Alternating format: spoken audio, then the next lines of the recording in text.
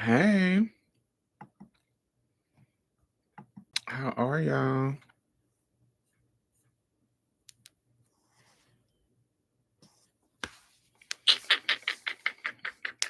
My name is Diamond Styles. I go live every Friday at 7. It's 8 right now. I'm late. But um yeah, we're gonna talk about some just people being weirdos. Just people being kind of like doing insane. Well, I won't say insane, but just doing stuff that just seems like ma'am or sir or whatever you want to be. What is going on? But yes,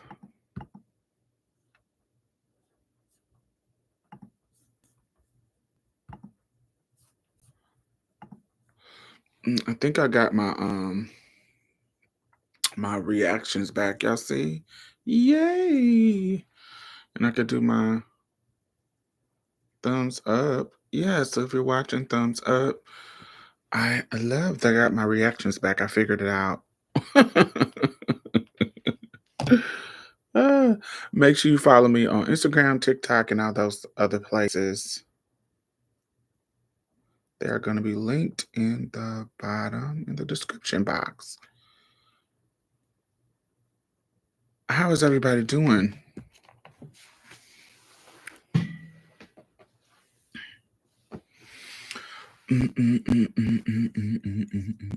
Why is this earring turning up and this one's not great? I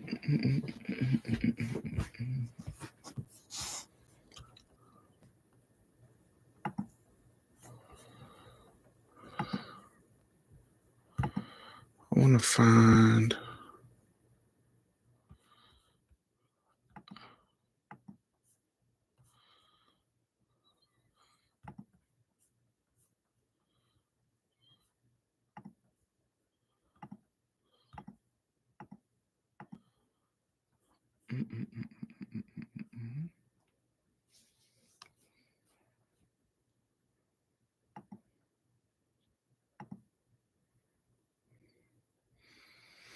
I was supposed to get on earlier, but um I wanted the podcast episode to go up first, and I think that's why.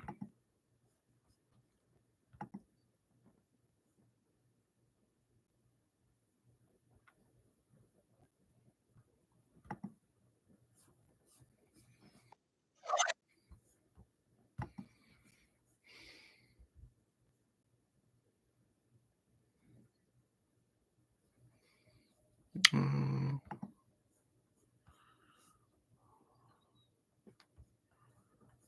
Let me see. Let me see. Let me see.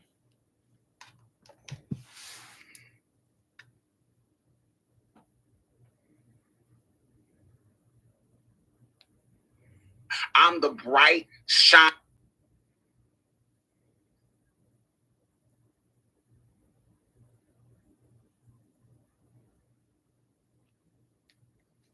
What's going on? I don't see anybody in the chat. That's unusual.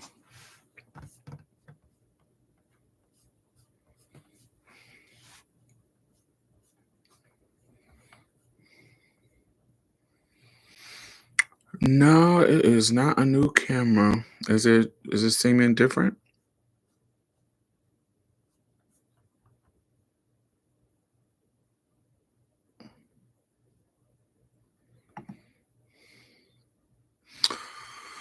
No, I think it's this weird shit right here. Does it seem better or does it seem worse? What is it giving? Because I can cut. Yes, blur the background and the left side. Yeah, that's this thing. They're giving you like an option. Now it should be like stopped now, right? Or you can do it this way. It can do this kind of blurry thing in the back. Like if you got some shit in the back, but then you can cut it on and cut it off. Even the lighting, you can kind of. This is like the regular lighting, or does it look better like that? What looks better? I don't know. I'm just testing out this new shit that they got for us. That's how you get your reactions back. Cause now I can do my stuff. Yay! They have it to where you can do certain things, like even this. I hate when people do that. um, but you can do backgrounds, like I can add a background, like I can do this is some cute stuff that I can actually do.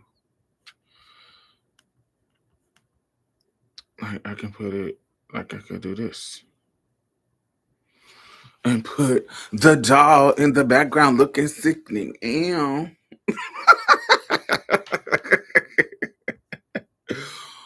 Or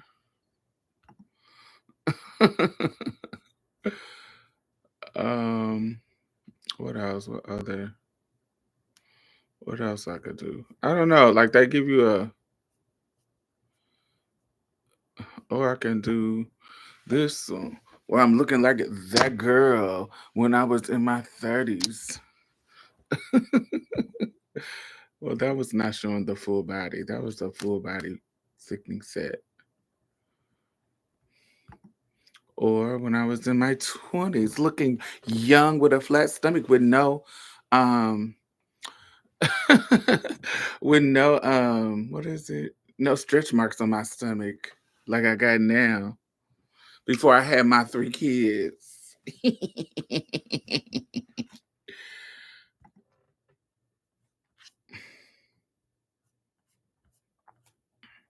Yeah, what else do I got on here? So many. Oh, y'all remember Prue? See Prue? Wait, on this side. Prue, darling. I miss Prue. Prue, Prue, Prue, Prue, Prue.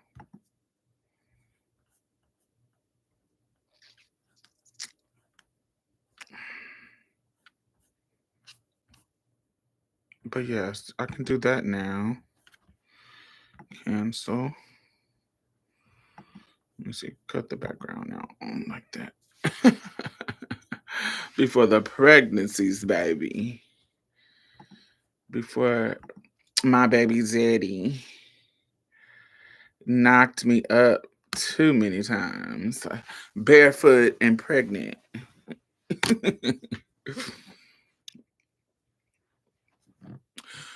But yes, all right. So I don't know what's going on. The live is being weird, but I wanted to talk about. I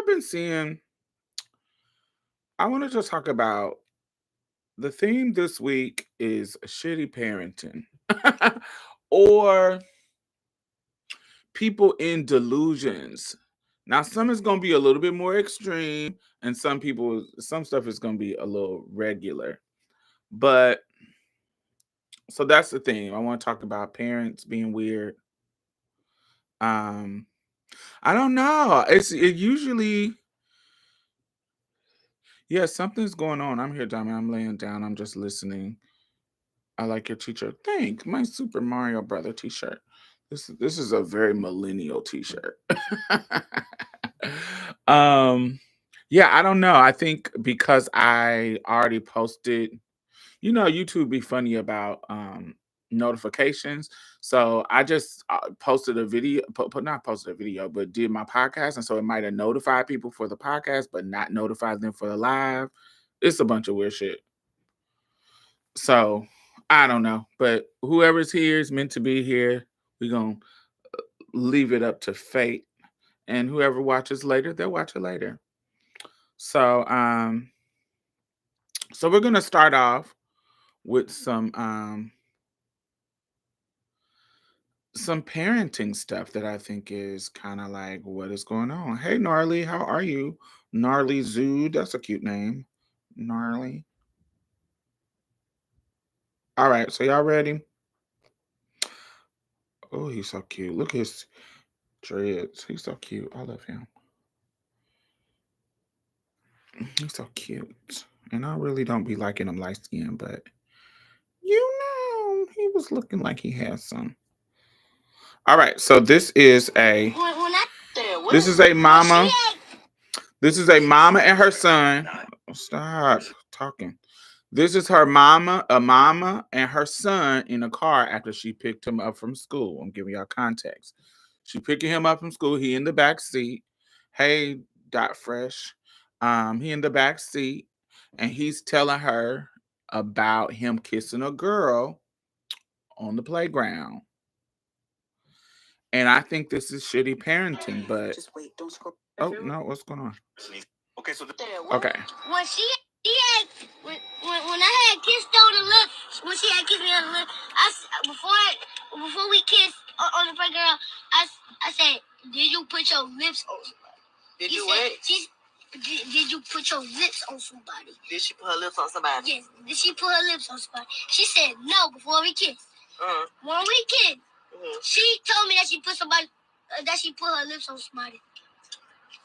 So she kissed. So why did she kiss me if she had put her lips on another dude?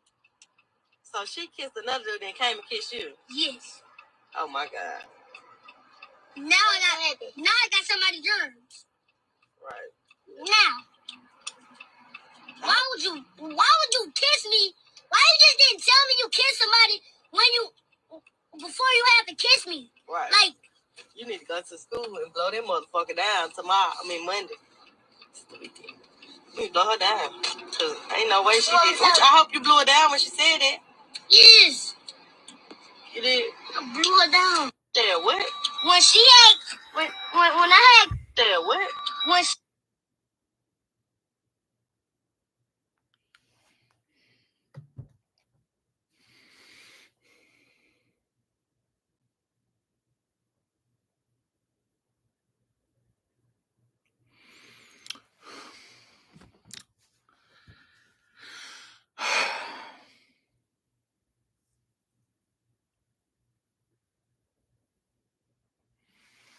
this is a thing. This is a thing. So I think kids kissing and doing stuff like that, I think that's natural. I don't think that you can avoid kids doing that. I think that that is a natural occurrence. I think kids kiss, kids experiment, kids touch each other. I remember being in a young kid, and me and my friends were about to go outside. My friend was about to go outside, and we needed to use the bathroom real quick, but we didn't want to wait on each other. So we went in there and used the bathroom with each other, and we pulled our meats out and peed in the toilet together. And while we were peeing into the toilet together, he looked at my meat, I looked at his meat, and we were like, oh. And examining each other's meat. It was nothing sexual about it. It was literally just us examining the differences in our meats. It was nothing. But if somebody would have walked in on us, it might have looked weird. But we really was just like, oh, your circumcision. We didn't know the name of it, but your circumcision scar looks like this. Ooh, you got one too, because we were both circumcised, and it just we were just talking about each other's meats, and I think that that kind of stuff is between children is innocent and that, but just like kissing, I think that ki- kissing somebody. I mean, me and my little girlfriend April kissed when we were, um, I think we were like 6 or 7, and we kissed. And I don't think that that's abnormal for children. It's not. I don't think. I know that there's tons of studies about that. So what I find to be always strange is how, when it comes to LGBT people, LGBT themed shows, when it comes to LGBT anything, heterosexual parents love to make it seem like we are bringing sexuality to their children when they themselves are grooming their children to be over sexualized. You did not address the kissing. I think it's normal. I actually don't think she should have. She could have asked him about the kissing, but instead of talking about the kissing, you are talking about whatever blowing her down means. Does that mean fighting her? Does that mean violence? Like, and y'all didn't, she didn't go into detail about that. And, but she said, oh, when you go back, you're going to have to blow her down. And, and you can tell that based on his reaction that he didn't blow her down, but because mama is saying to do it, oh, yeah, he just kind of agreed that, yeah, I did. You see what I'm saying? Or, oh, shoot. Then she says, oh, when you go back to school, you're going to have to do that. So what does that mean? Like, it's that is that kind of toxic parenting that I think is subtle, but really impactful towards your children growing up.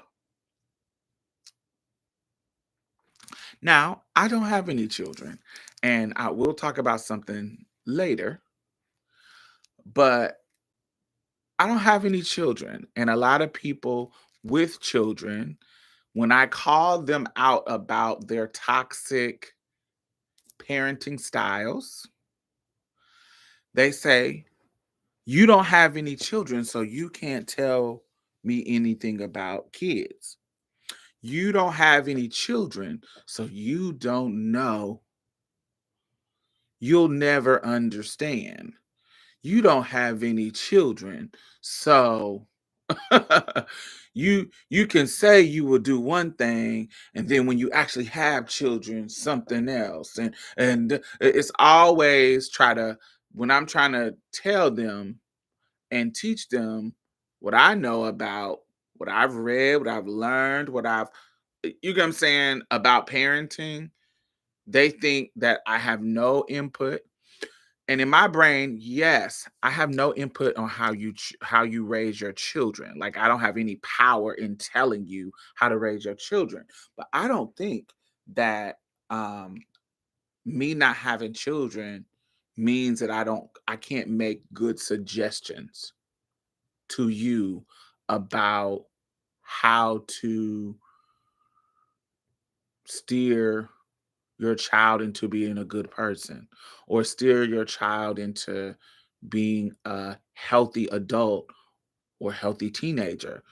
Do you see what I'm saying? I don't think I need to be a parent to do that, to give you suggestions. It doesn't mean that you have to do them, but there's a way that you can handle things, and I might have some insight on that. Especially me, I- not because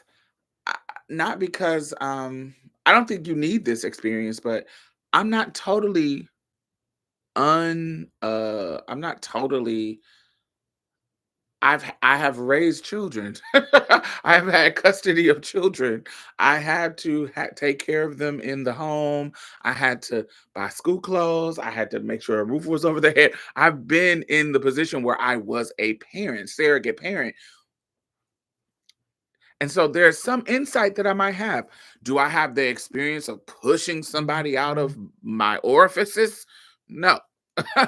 But actually being responsible for a child's well-being and whether or not they eat and have a roof over their head, I have been responsible for that. And so I'm not totally oblivious to the responsibility of parenthood. And there may be some differences or some insight that you have that may be different than mine because I don't have children. But I don't think it just totally invalidates what I might suggest. Now, if you are a parent, tell me if I'm tripping. Um, I just don't think that that is I'm not saying my experience is exactly the same. It's similar to what I talk about when I compare cis people and trans people. Like when I talk about the experience, the shared experience between cisgender women and transgender women. You will never be. Y'all are not. Y'all the something. What they'll get to talking about it like we live a total opposite experience of them, and I'm like, no, there are. Yes, there are some things that we will never experience, but there's many things that are overlapped, baby. The Venn diagram is almost a circle. No, no, no, no, no, no, no, no. You making it seem like we are total opposites or that we're totally different or we have nothing in common. That's just not true. It's just not true. And you not accepting it just means you're just a simple transphobe. And I talked about this on one of my members only little lives, a couple of either yesterday or the day before, one of them. And I have an aunt that she does these kind of lazy cop outs in regards to her children. And she will do shady things to her children, and her children will talk about them to other people. And she'll like, I mean, I'm somebody who feels like telling your children's business, it a stat it that's how your children know if they can trust you or not. And so if you're telling your children's business to everybody and personal stuff like abortions or statuses or um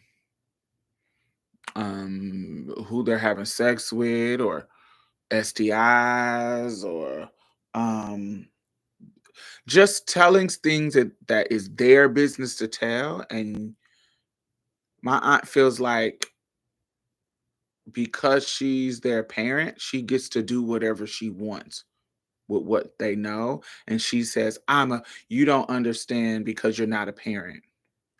Um, Simple, like for example, like say that, and this is just an example, say that your daughter gets an abortion. And I'm somebody who feels like that is your daughter's business. And if you know it, it is her. I don't think it's your responsibility to tell people about that. Anybody. But my aunt would feel like she needs to tell her dad. I think that's inappropriate.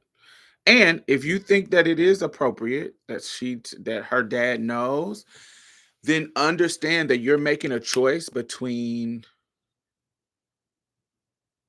your daughter's confidence and her dad being informed.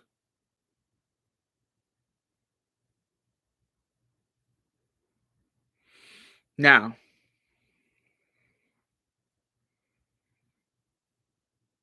what do y'all think about that before I go on with the conversation? Do y'all think that it is a mother's responsibility to tell the dad that the daughter had an abortion? An adult daughter. Well, any daughter. Do you think like it's the dad's responsibility? It's the mom's responsibility, and she has the right to tell the dad, the daughters, that happened to them. What do y'all think? Do y'all think that that is appropriate?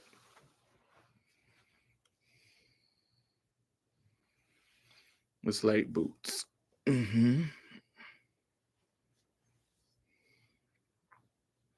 If she trusted that enough, she would have told him herself. Okay.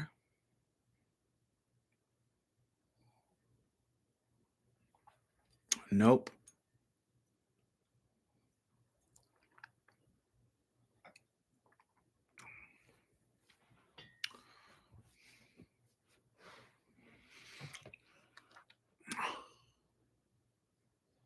What if, and let's give some context, let's give some details. I don't know, because then I got to think about it. What if, like, The mom is supposed to stand by the kids. The mom didn't. She was a terrorizer before she died. I feel so much peace now. The mom is supposed. Gotcha. My mom didn't. Okay. I have learned not to comment about people and their kids because I always end up having to cuss them out. Well, guaranteed when the problems are brought to me, I think that's total difference. If both of the parties are bringing it to me, then I'm going to speak my piece. If you don't want me talking about it, then don't call my phone telling me about it. Now, I'm not talking about just randomly volunteering my opinion to somebody I don't know nothing about. I'm talking about um they bring it to me. I don't just the situation I'm talking about, they bring it to me. So so mind you, okay, you are happily married to your husband, the father of your children, and your daughter has this situation, this abortion situation. Is that betraying your husband if you don't tell him about what your daughter is going through? Because their daddy is concerned, and I don't want to say I'm playing devil's advocate, but I'm arguing a case, that case. Are you betraying your husband by not telling him what's going on with his children?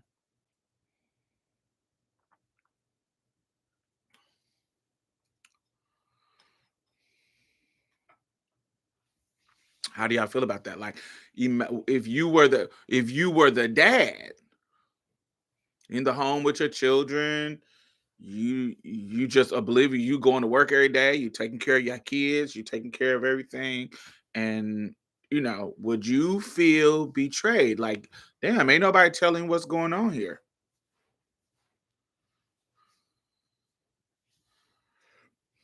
If she felt comfortable to tell him, she would. Okay. I'm finally able to catch a live. But and I agree with y'all. So I'm just kind of arguing the case. But D Whitman, there's a lot of things that your children are not comfortable telling you when they're in a bind, if they're doing drugs, um if they got bad grades, or there's a lot of things that your children might not be comfortable telling you. That don't mean they shouldn't tell you, right? Or nah, they should keep it to themselves. What do you think? There's a lot of things that your kids are not comfortable telling you just because it's shameful, not because you will abuse them or do something. It's just it's shame. They're shamed about doing it or shamed about it happening. And things like drugs or abortions or sex in general, it might not be because you're um it could be just something that they're not comfortable with.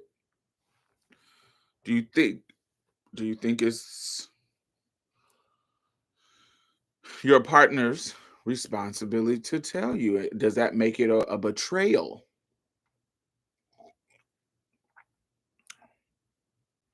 I'll tell my mom things I wouldn't tell my dad.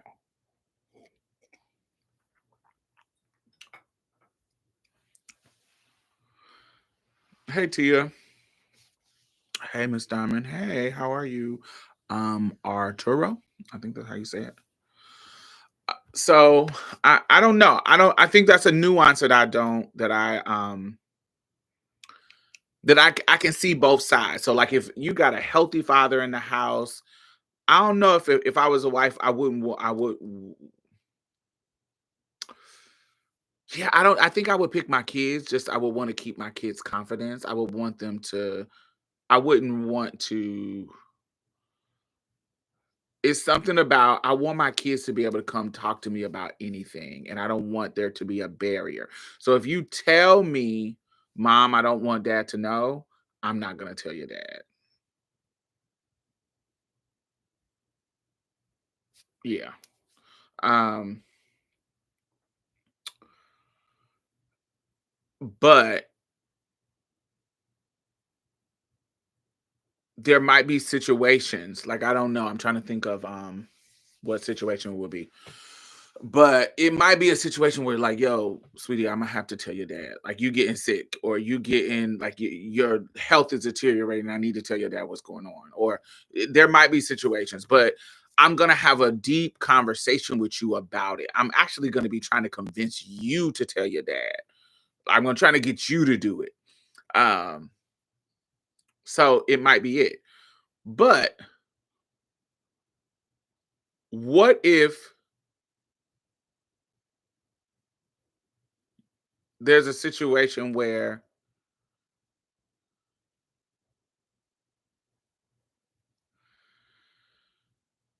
this is a deadbeat dad who ain't even in the house? Do you think it's appropriate for her mom to tell him?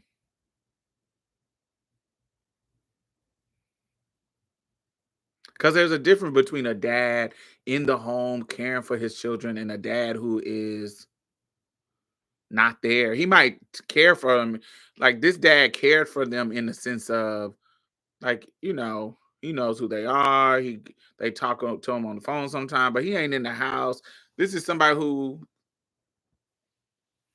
not a deadbeat in the sense of like totally not there, but a deadbeat in the sense of he hasn't been in the house any of their lives. Um, he gives them money when they need it sometimes. You get what I'm saying? He on child support, da da da. That kind of out of the home daddy. I can call dad, but he ain't in the house. Absolutely no, ma'am. I don't think everything should be told. Gotcha.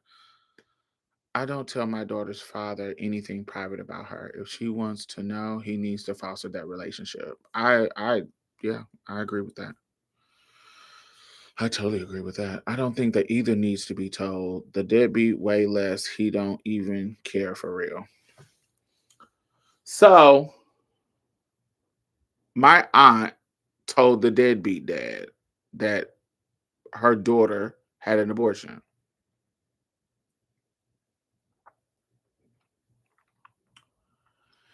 And when I called her out about when I call her out about the trust, she said it's because I don't have children.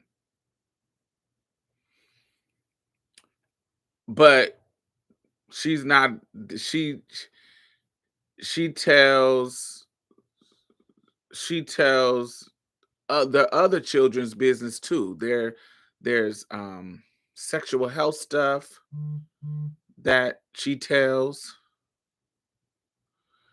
that is inappropriate for her to tell to their father, and her excuse was their fathers need to know I'm their mother, and if I'm not helping them, their father cares for them, and blah blah blah blah blah blah blah.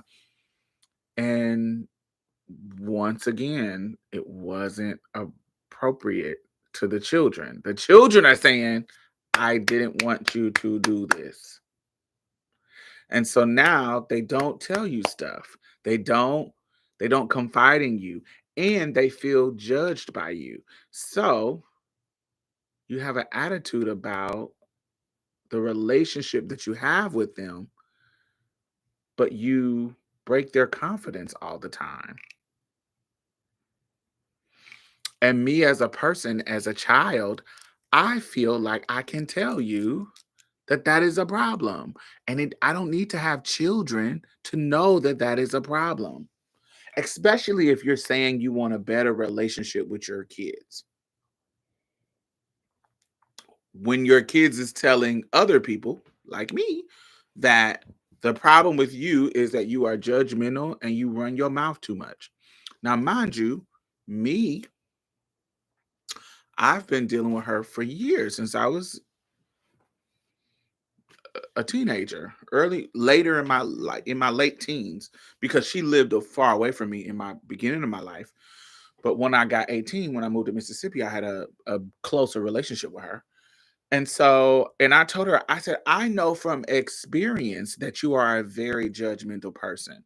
The only thing that saved me and your relationship is the fact that my actual mother was in my life, and my mother is a good confidant. She don't be telling people business. I tell my mama something, honey, it's locked down.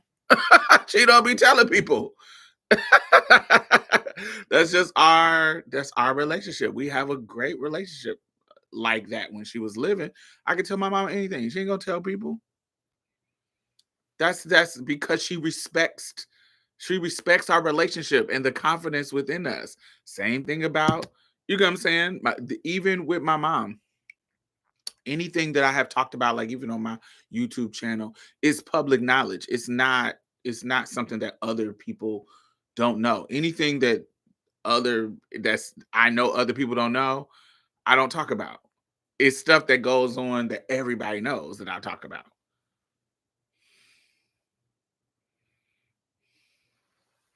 So, and so I told her, I was like, sweetie, you are somebody who you are very, very judgmental. That's just who you are as a person. And since that's who you are, your children respond to it. And your children stay away. They either stay away from you, or they're very, very disrespectful to you because you have violated them to the point to where they're accustomed to being disrespectful to you. Not saying that it's okay, but like the girls is I don't even want to be around her, and the boys is like, oh, you're a fucking bitch. they have they have been very real. They have been caught up into they're young men, so they have been caught up in the podcast, the manosphere, that kind of this kind of new thing that's kind of catching the young boys up into this misogyny thing. Some of her children, most the straight one, he has been caught up in these things. So he says so much negative stuff about his mom, and it's a problem.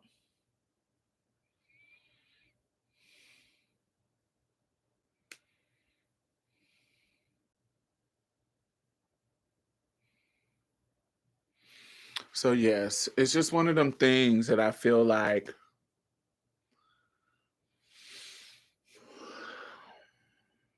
and I try to get her to see that, like, it's not just it's not just parenting style. It's your deep-seated insecurity that makes you judge people so harshly, and you don't understand how that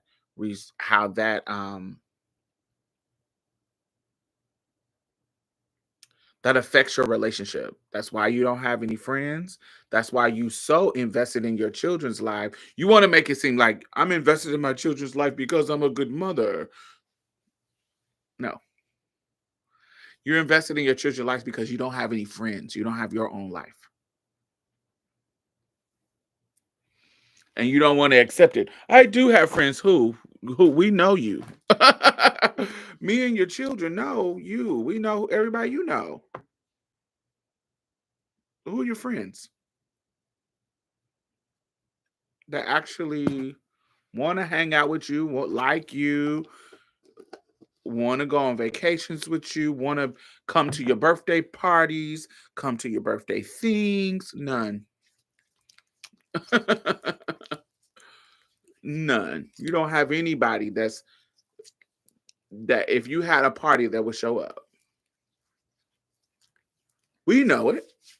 I know it's sad that you don't want to accept it, but we know it.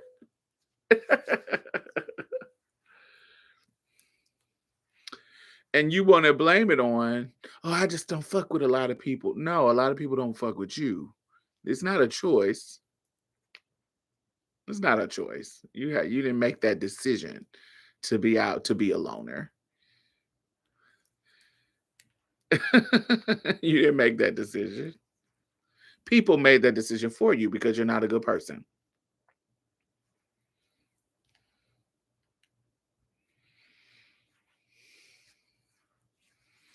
Mm.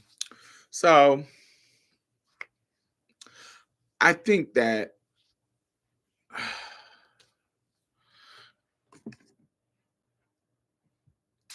and we had a conversation this week, And I had a conversation, two conversations. I had a conversation with her, and I had a conversation with my therapist because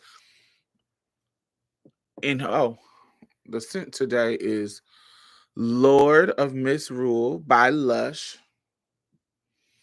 I love this scent. This scent only comes out during Halloween. And so I love it. It smells so good to me. It's unique though, so it might not be one of them universally smell good, but I love it. It smells good. Anyway, so I had a little session with my therapist. And to talk about we talked about that. And I was like, well, why Halloween? I don't know. They just have a like different scents that they could bring out, and this one returns every Halloween. They try it out. They try other scents out for Halloween, but this is the one that keeps returning because it's the best seller, and I love it. Lord of Misrule. Anyway, so I was trying to figure out like I did one of the sessions. Your response to stress is, look for let me try to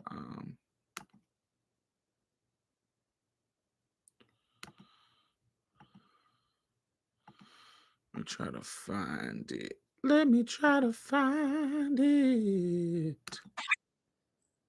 Oh, see if I can send it to y'all.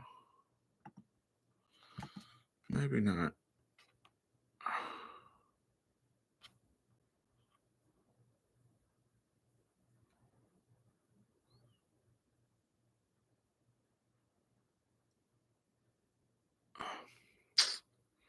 No, I can't find it. But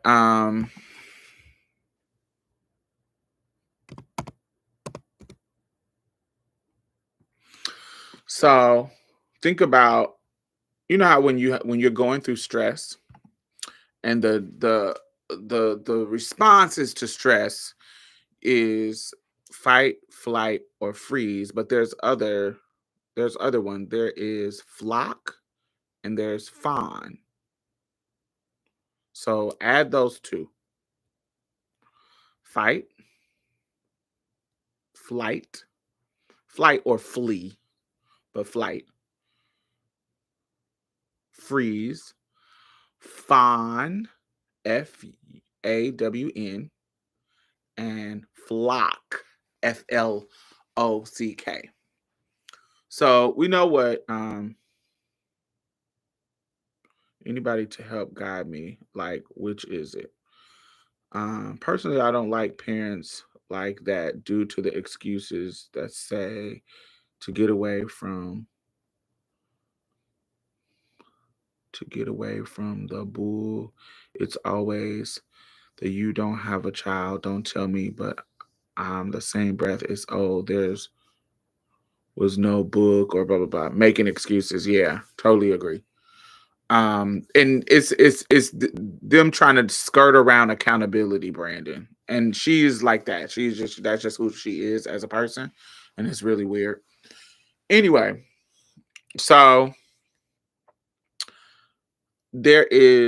so we know what fight, flight, or freeze is, right? So what is fight? That's when you're under stress and you want to box or fight or whatever. Like you're under stress and your response to is to fight. We know what freeze is. Freezes means the stress, you're under stress and it makes you freeze. It makes you stop or slow down, stop you from being um active. Like it makes you slow down.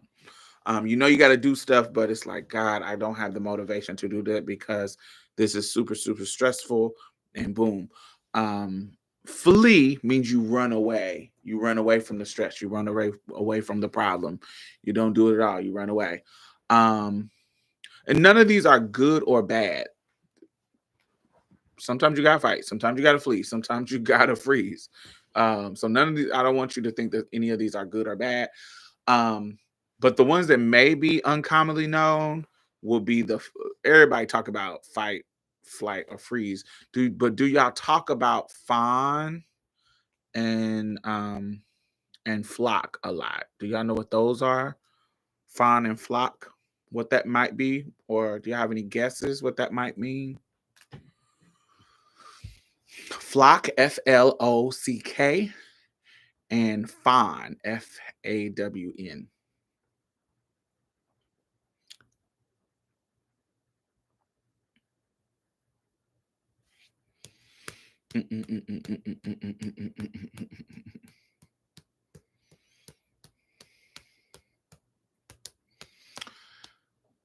Capitulation is fine.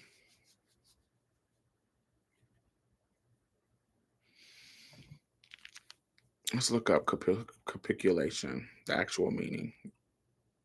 You know, that can be a SAT word to people. I agree with you, though.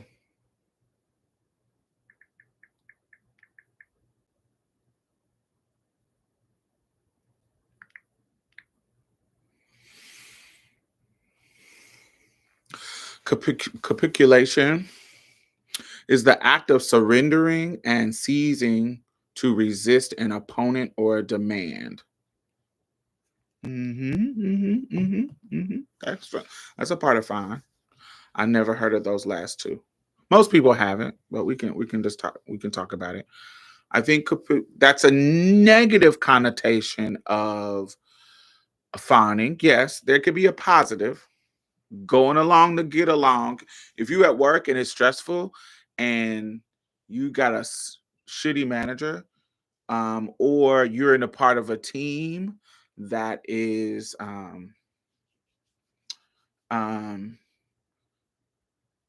that has strong personalities and you just don't feel like arguing and you like, yo, what do you want me to what do you want me to do to make this go smoother?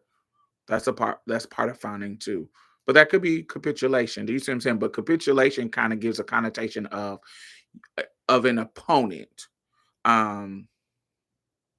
There's a negative connotation to that, but there could be a positive in the sense that I don't want to argue, or I don't want to make this more difficult than what it is. So I'm just going to go along with the group to make it work.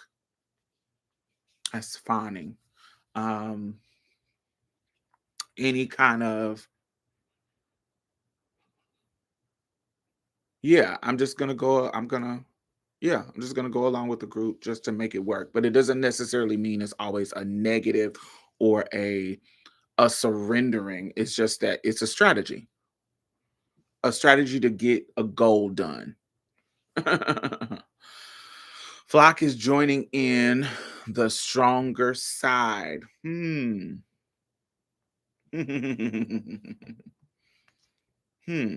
Could be.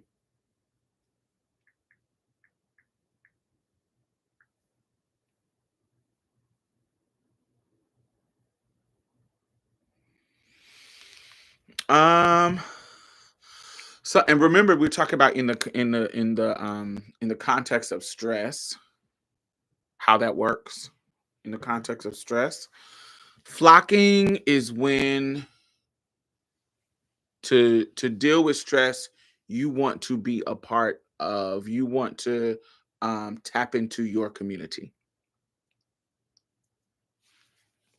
Like, if you have you ever been in a stress and you just needed to get on your phone and text your homegirl, bitch, look at what these motherfuckers doing, girl. Girl, these people at work are trying me. Girl, oh, can we go get drinks after I get off of work at 5 o'clock? Can we meet at the bar? I got a download on y'all. Not necessarily join. You can be already a part of it. They're already a part of it. Whoever your support system is. And remember, we're talking about in the context of how to deal with stress, ways people deal with stress: fight, flight, freeze, fawn, and flock. Flock, you deal with stress by connecting with your people. And so flocking, like you said, Dave, it can be your people is the stronger side in your brain. That's the stronger side. Like, yo, can I connect with you? Can we go out to eat? Can we go out to drink? Can we talk on the phone? Can we chit chat in the group chat? To relieve your stress, you are flocking to your group, whether it be a group you made or a group that you feel like you are a part of. So it might not necessarily mean that you're joining it. You are already a part of it. But in order to deal with the stress, you are making a connection with your people. Make sense? So that's what flocking means. So like birds flock together. Flock, you deal with stress by calling on your people, socializing, or a small thing. It could be just a text to somebody. Girl, these people is tripping at work. Like that's your first instinct to do. Like you're stressing me out, and I need to make a connection with my group. I need to flock. Um, yes.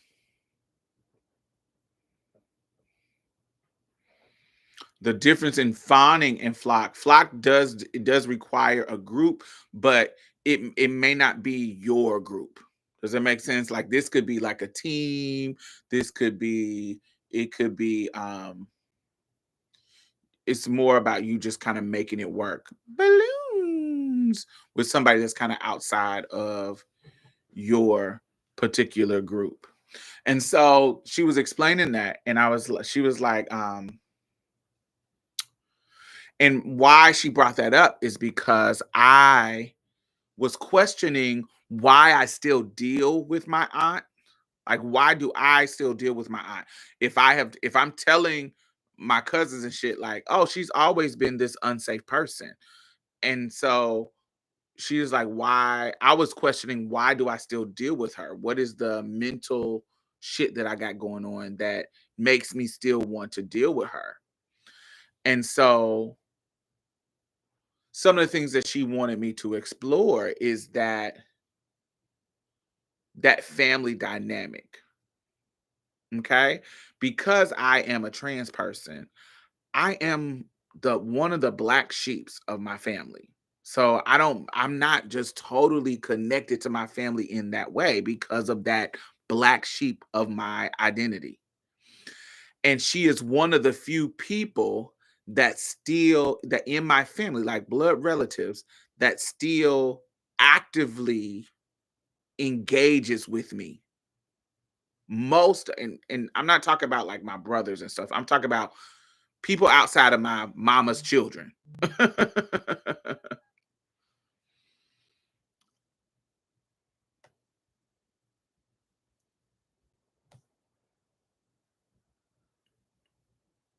Who was you sending me?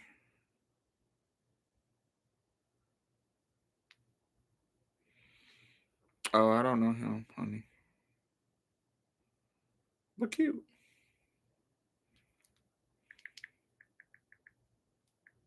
Um, so she is one of the only people that who is like in my family that I'm connected to, not my brothers, that actively calls me and talks to me about stuff and da da da da da. And so there's she was saying, well, maybe that's something that you value.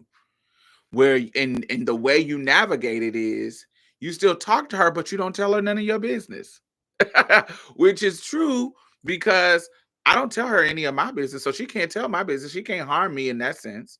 I don't hang out with her in person, so I don't have to have the difficult I don't have to deal with navigating her self-esteem and her judgment directly in the way that her children's do. So I have learned to compartmentalize her. She still can call me and we kiki about stuff. Kiki kiki kiki kiki kiki kiki kiki. But we don't I don't I don't tell it's a one-sided kind of relationship because I don't confide in her in anything, but she confides in me with almost everything. And so my therapist was like, then that connection that kind of shows the connection that you want with your family. You see what I'm saying? Because there's no other benefit that you have to still be engaging with this lady. Other than wanting to hold on to that connection. And I can see that being true because, you know, this is somebody that me and my mom was connecting to, and we do have history, although there are many negative situations in our situation, but in our scenario, but she is one of the ones that I still talk to. And so that is something I because I'm like, is this really worth it? Because now when I talk to her, I always feel like I am I'm just waiting for a moment to tell her about herself. And what do I, as Diamond, need that for? Like, she always is calling me judging either her children or people around her, and I'm waiting for the moment to tell her about herself. Bitch, you judging people and you did this. I'm waiting every conversation. That's the moment that every conversation I call her out about something that she is hypocritical on. And I wait for that moment. So what do I get out of that? Do you see what I'm saying? Like, why do I need this relationship to where I'm checking her every time? That's the only thing I'm thinking about when we're having a conversation. And in my brain, I was thinking about it as a I'm trying to push her to be a better person. But then as I think about which me and my therapist was kind of like going through, that's not my job. It's not my job to do. And it's not actually that's my own ego, like putting me in a position like I'm better than you. Does it make sense? And so while I may be right in the sense of, yeah, you are hypocritical, da da da da da da. What benefit do I have if the only benefit from this relationship is I get the moments to call her out? What's the point in that? What's your gain in that relationship? Why don't you just end it? If that's your only gain, to be able to be on the moral high ground when calling your aunt out, even when she's right, what do you gain from that? Because if that's the only, it'd be different if you have this healthy relationship where y'all both are, is some reciprocity. But if the only thing that you have in this relationship is calling her out for her bullshit, what is the purpose of it? Because you can't confide in her, you can't build trust with her, you don't trust her, you can't call her for help if you need help. You can't get anything other than being able to call her out on her bullshit. How does that relationship serve you if it's that if it's that kind of one-sided and that's the only game for you? What's the purpose? And so in the while I think that she be wrong a lot, me as a person, what do I get out of the relationship other than calling her out about being wrong, even if she's wrong? If I get nothing else out of it. So I have to grapple with that and end the relationship. And it's like, oh yeah, you have to end this relationship because you don't get anything out of it except to the joy of calling her ass out and calling her fake. Do y'all get what I'm saying?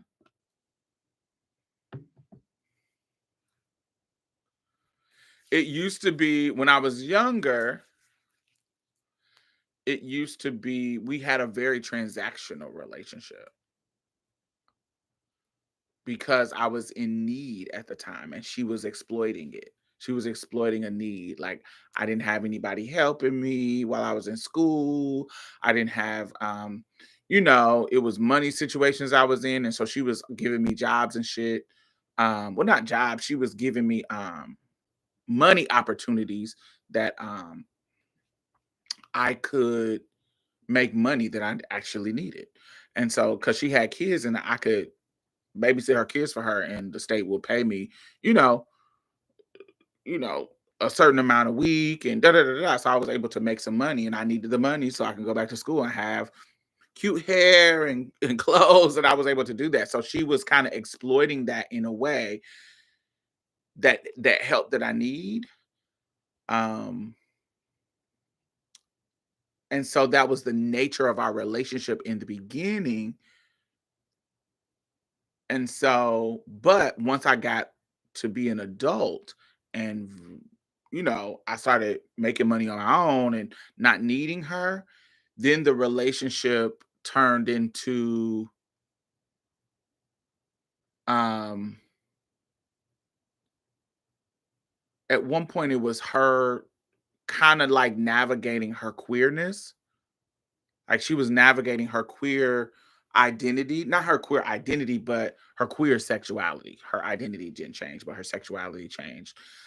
She started to, have relationships with girls and exploring her own sexuality and me being the queer person, it's natural for her to come and bring me those kind of conversations and me helping her navigate through that. And so, and even that at the time, I was the type of person who would say, "Do you remember when you used to Bible thump me when I was in my late teens and early 20s, and now you are dyking?" And just the joy of saying I told you so, or I would get joy out of calling her out. That's what our relationship has grown into, where I'm waiting. I will sit and listen to her complain about people's stuff, and my joy is calling her out on her fake shit. That was, and so I don't think that that's a healthy relationship. So I have to end it. I have to end my relationship with her, and stop being. And now her children are older and confide in me. I I have to not let that. I don't want to be involved in her children and her relationship. So I Diamond has to set those boundaries to where, hey, her children still can come to me about their particular personal life that they want to talk, because of course I'm going to keep the confidence, but I I I selfishly was using that information to still poke not poke fun at, but still weaponize it against her. You think you're this great parent, but you're not, and this is why. You're not a great parent. You're actually shitty, but you're trying to sell it because you have this ego, and my ego is telling me to poke your ego. Bust your bubble. Bust your bubble. No, you're not great. And this is why.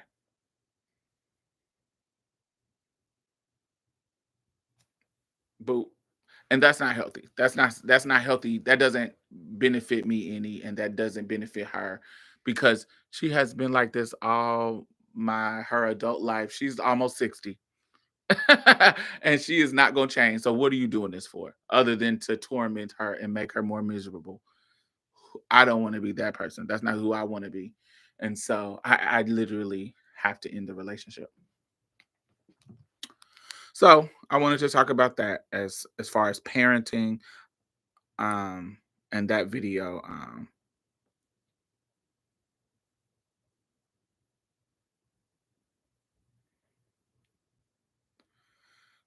inspired that. Let me go to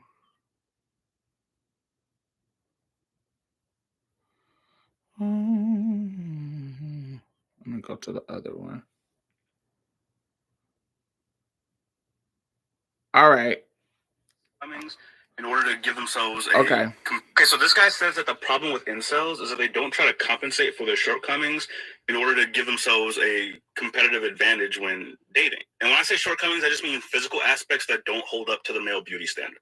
For example, he's bald, but I told him, when you trim up the beard though, you clean up kind of nice. But incels don't do that kind of stuff. They feel entitled to sex or affection. They don't feel the need to work on their appearance or personality. You just think like, well, I'm a nice guy. I haven't called her a bitch yet, so she should like me. But that's not how it works. If you want people to find you attractive, something about you has to be attractive. Whether it's your body, whether it's your personality, whether it's some skills that you have, something about you has to be attractive. Honestly, you can think about those as like the triangle of attraction. If you're not crushing at least 2 points on that triangle, you have some work to do. I don't know what research has been done on this, but I think I'm onto something. Personality, appearance, and skills. At least 2 of these gotta be attractive. Go work on yourself and stop expecting women to like you just because you exist. Ah, well, but what do I know? I'm just a photographer. All right. So this guy says that the problem... So he says appearance, personality, and skill. Do y'all agree with that? Like, in order for you to be attractive to people, you have to have 2 of these to be attractive: appearance, personality, and skills. Do y'all agree? RL Joseph, hey, how are you? It makes total sense to me too.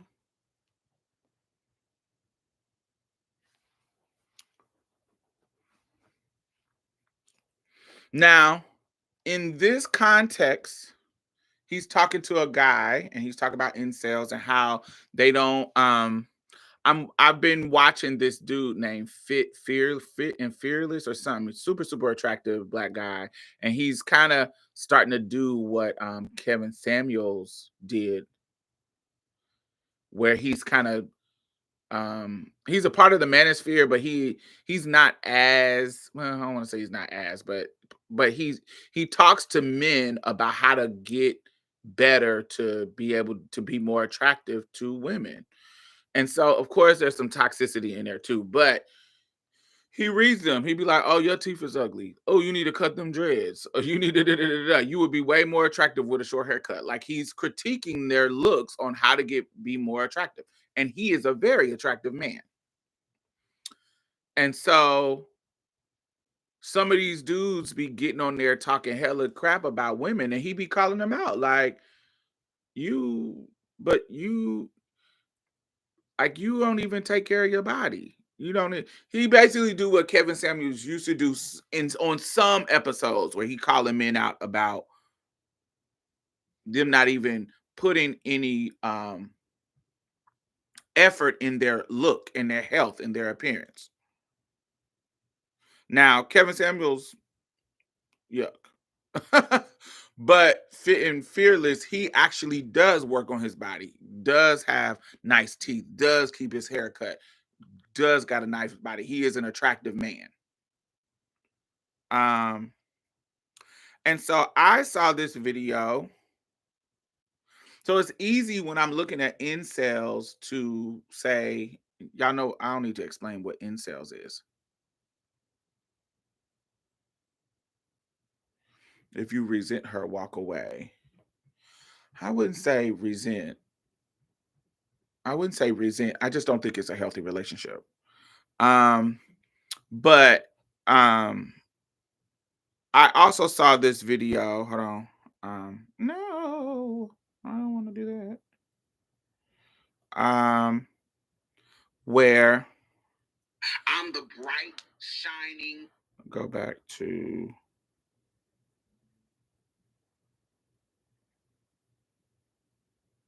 Let me see if I can find it. So I was listening to this girl, and she was talking about being unattractive.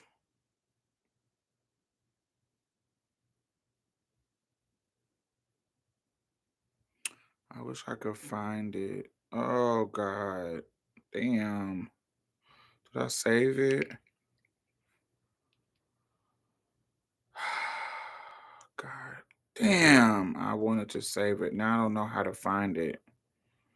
I thought I hearted it.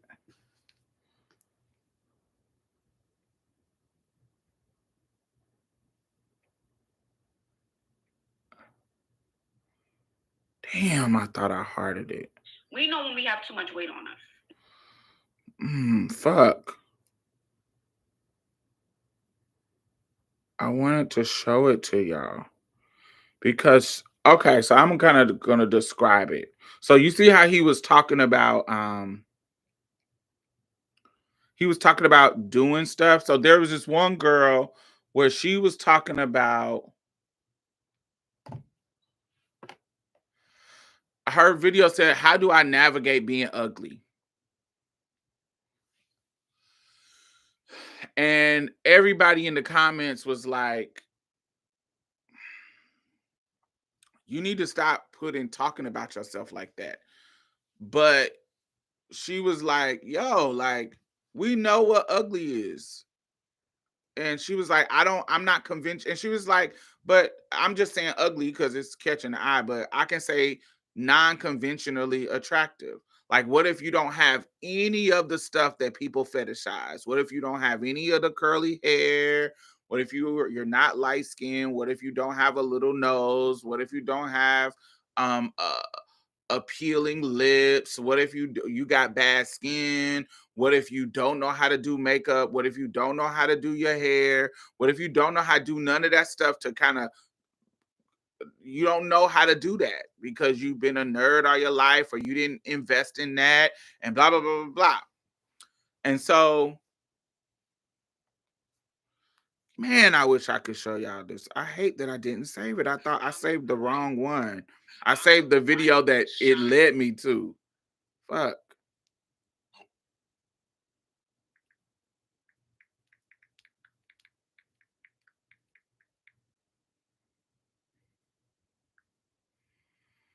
I saw a couple Oh, videos I found it. talking about this, Okay. but I just wanted to throw my So this is her video, I and saw she a said, couple videos talking about I saw a couple videos talking about this, but I just wanted to throw my 2 cents in on how frustrating it is not to be conveniently attractive in this day and age specifically, and also not knowing anything. So I'm 21. I don't know how to do my natural hair. I don't know how to do makeup. I don't know how to dress. And it's not that I don't want to do these things. I want to, but no one realizes how hard it is, especially like when you ask for help and people are just like, well, do what makes you happy. Where would you want to be happy? But the point is, I want to be happy wearing new things and not look like a fool. I want to wear makeup but not look like a clown. I want to do my hair, but I don't want it to look bad, you know? And when you ask for guidance and stuff like that, it's just so hard. And you try to look up online, and when people don't look like you, they look conventionally attractive. It's so much harder because you're like, this will never look as good on me than it does on them. I saw a couple videos talking about this. so I just wanted to throw my 2 cents in on how. so people are in the comments saying, I don't, I don't. In my comment, I'm never gonna say whether you are ugly or not because I'm somebody that truly believes that beauty is in the eye of the beholder. I'm not delusional about the hierarchy of beauty standards and the hierarchy of that. I'm not delusional about that, but I'm just somebody who likes certain things and I know that other people might not like and I think it's super super attractive. So I've met dudes who they thought they were ugly and I thought they were the most beautiful man. And or girls who I'm like, "Girl, you is not ugly. What are you talking about?" But she still feels that way because she doesn't fit a certain beauty standard or a certain type that she sees. And if you say that she knows what niggas is praising. It's kind of like when niggas who try to gaslight you and say, "Oh, we don't like BBLs," but niggas is still looking at them BBL bitches and we not talk about the BBLs that make them look like aliens, but there are BBLs that really look good. They don't look like an ant, like from Bug's Life. They look like really nice big old booties, and niggas like big booties. So if you get a BBL that looks good, niggas is gonna be attracted to it. So you niggas trying to act like you don't fucking like BBLs, you a fucking lie. You might not like them deformed looking ones, but the BBLs that look natural and big, you do fucking like them. So you're not about to gaslight me into thinking that you don't like bitches with BBLs. Yes, you do. And so I think about that. Like, there's some people like, I know if that y'all might like these particular things in the beauty standard. I know y'all fucking do. And so if I don't fit any of those things, it wouldn't be far-fetched for me to think that I'm ugly. And so, but like I said, there are certain things that I like that goes against the classic beauty standard that I don't find attractive and blah blah blah blah. So I'm never gonna be in the comments telling you whether or not you beautiful or ugly. I'm never gonna do that. You made the video about what you made it about. So what I said, my response to her was, learning how to do stuff takes practice to do it over and over and over again.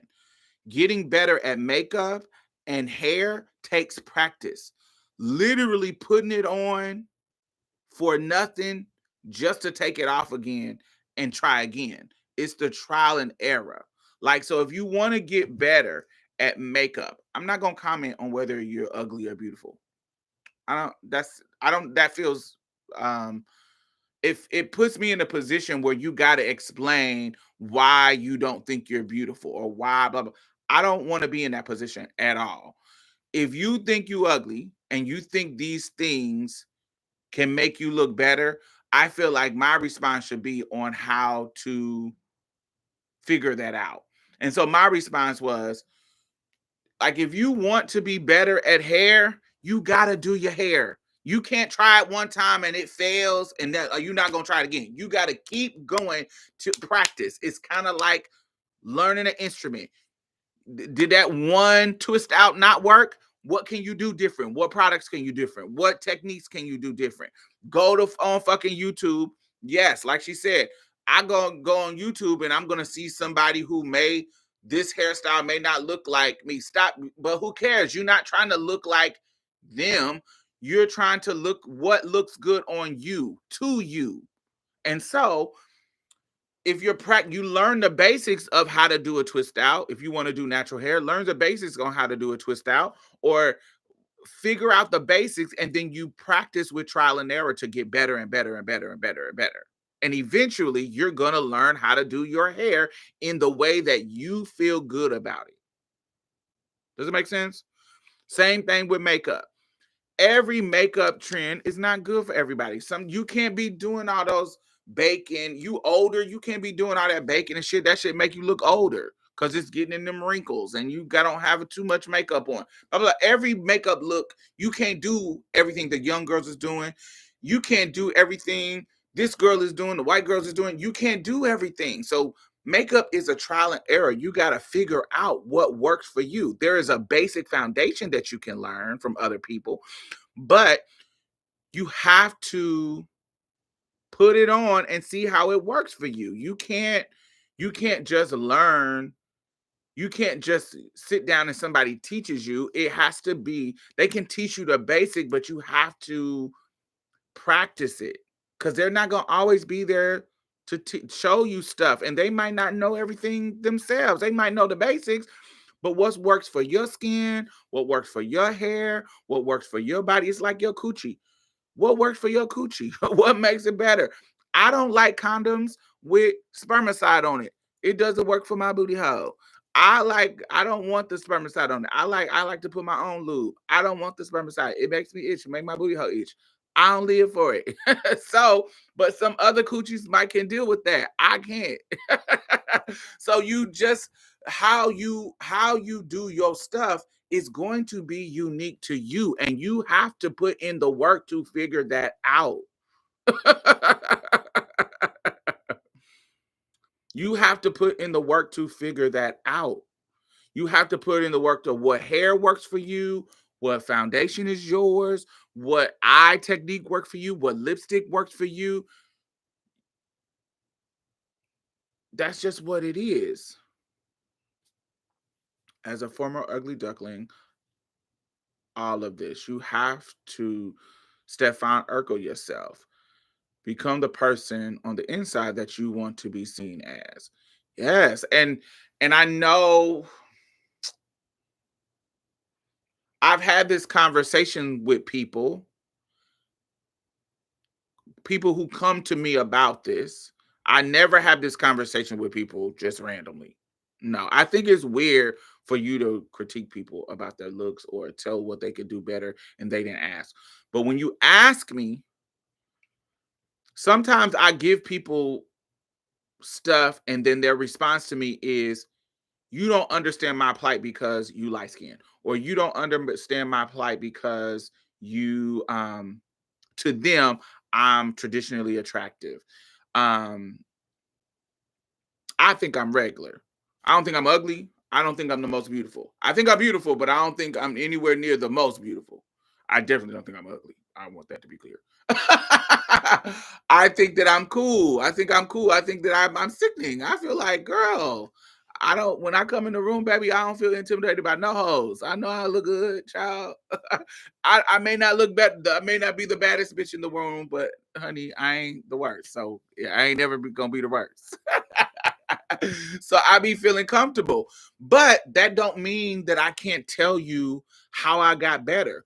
I know how to make myself look like,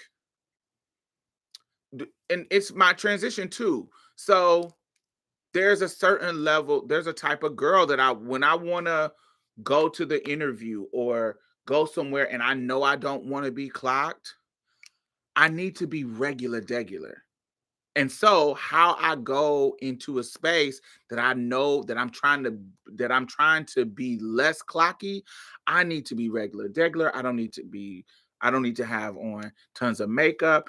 Just that kind of, it's a non-intimidating kind of look where you ain't got tons of makeup. You ain't got um you just look regular.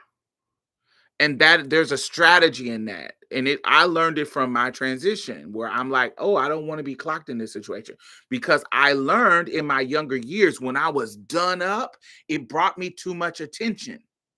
And motherfuckers is looking at your flaws, figuring out, is this a man? Is this a woman? What? And even if they're not clocking whether or not you're trans or not, it's like they're still trying to pick out your flaws. What makes you not that pretty? Just because you look kind of pretty, they're looking at you like, oh, she pretty, but she got this. They're trying to critique you, even if they're not trying to critique you to um figure out if you're a trans or not. They're trying to critique you to take you down a peg. Does that make sense? I don't know if I.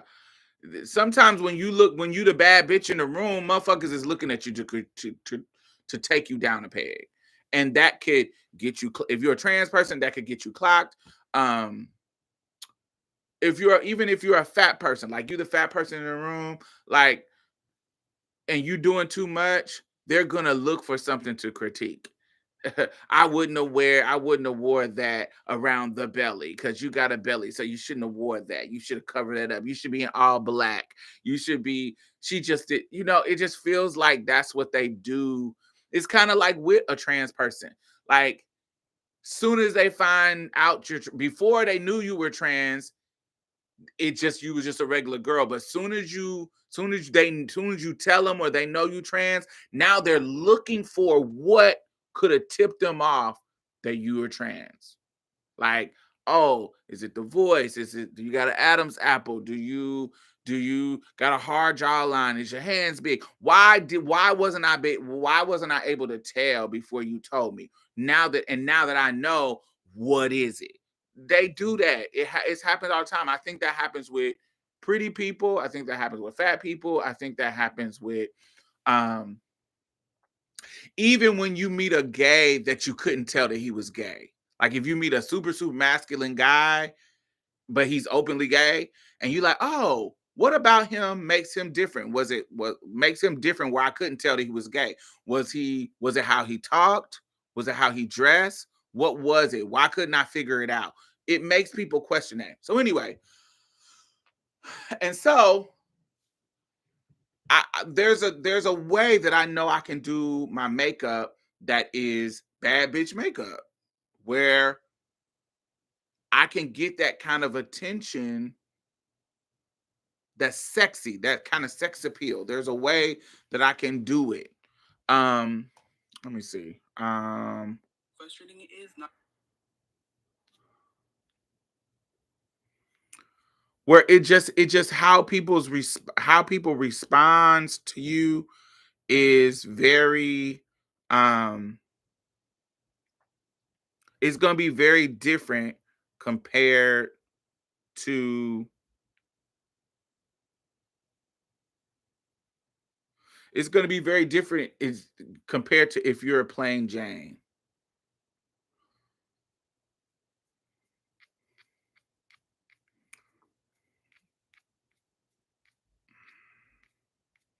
I have so many damn videos.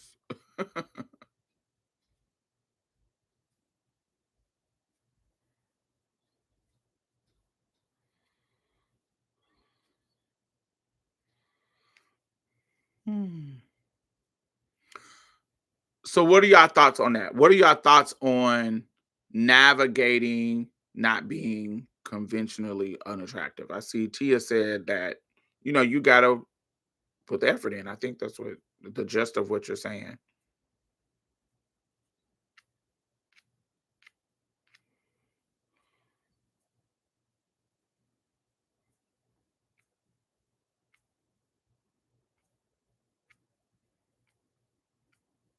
While I find this.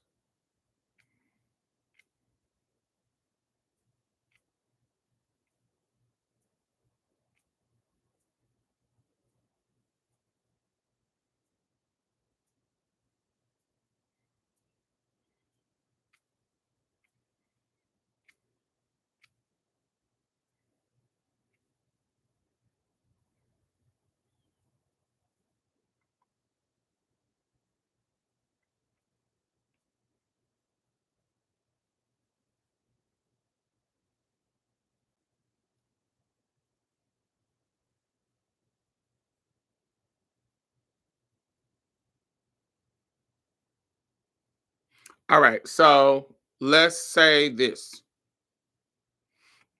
When The creators of Candy Crush just released a brand new game, Candy Crush Solitaire. boom. Hey, what's up? This is your girl Diamond. This old This is video a of me. very interesting, deep. This is when I'm like this. How are you? This How are you? this is just regular. My regular look like this is just regular.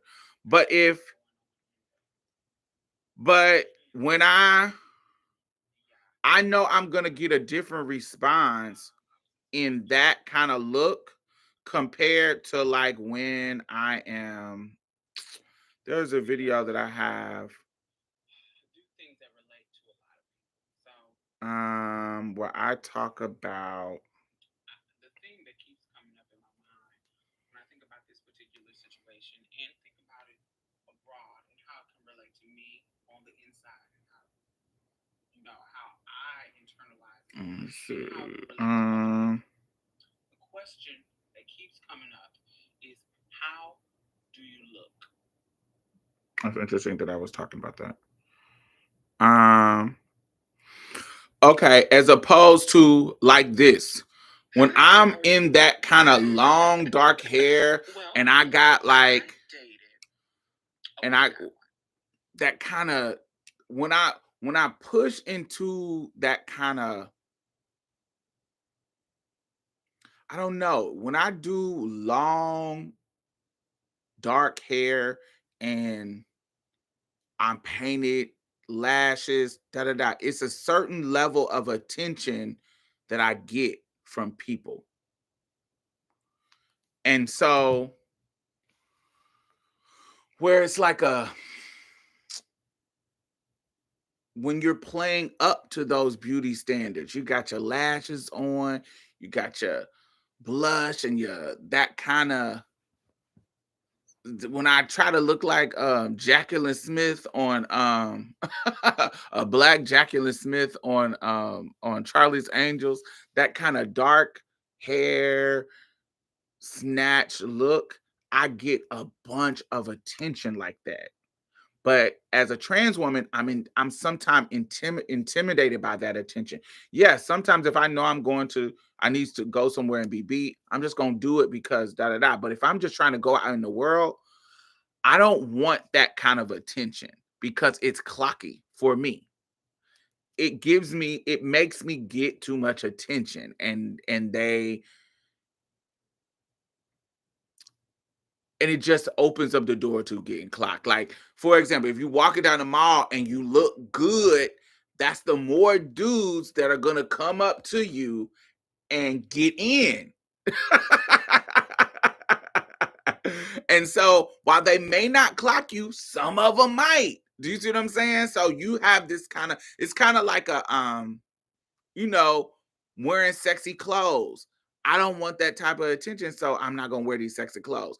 That's how when I put on a certain look, that's how if you know that niggas is gonna respond to this short skirt and titties booed up, da da da da, and you don't want that attention, most women they kind of tone it down when they know they're gonna be in this kind of space where dudes are gonna be weird. Doesn't make sense. Like if you know you're gonna get that type of attention, you tone it down. And so I have that problem with certain looks that I can give. This is my most neutral look. I still look good to people, but I don't it's not it don't be like it just don't get the attention to when I do that. I hope that does that make sense? Do y'all have a look that y'all have that is like your bad bitch look and then a look that's your regular? Do y'all have that?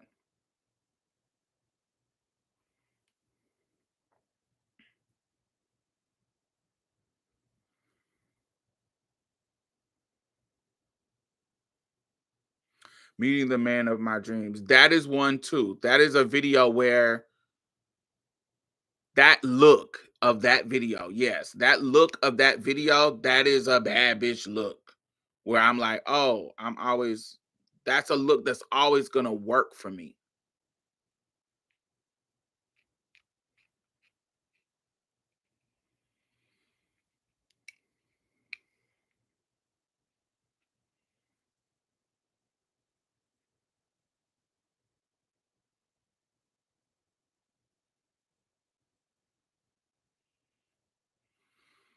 To me, thinking about how it's people who genuinely think people like Beyonce and Halle Berry are ugly, you can't put stock in what others think. Absolutely. But you also can't take away that they're conventionally attractive.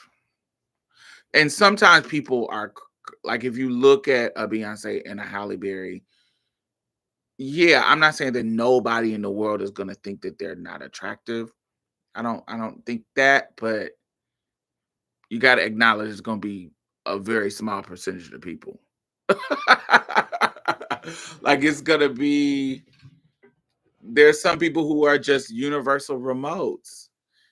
I think there's some dudes like that too. Like it's very who do y'all think are like dudes that are kind of overcome even people's type where it's like it don't matter if you like light skin, dark skin, tall, short, they so fine that it don't really matter. You gonna like them. Most people like them. Not everybody, but most people like them. There's dudes like that and there's girls like that. That's that kind of conventional attractive. Most of the time I look like a newly freed slave. But when I get up out this bed, I'm ready to step. I step. And I'm ready to step, I step. Yeah, I think that and yeah, I try to take my appearance is important to me. So I try to be fly in general. I try to be when I'm going out, especially if I'm going out the house, I try to be fly. I like style, I like fashion, so I try to be fly. Um but the range of how I try to look is going to be depending on the occasion and where I'm going. How I look at a straight club is not going to be how I look at a gay club.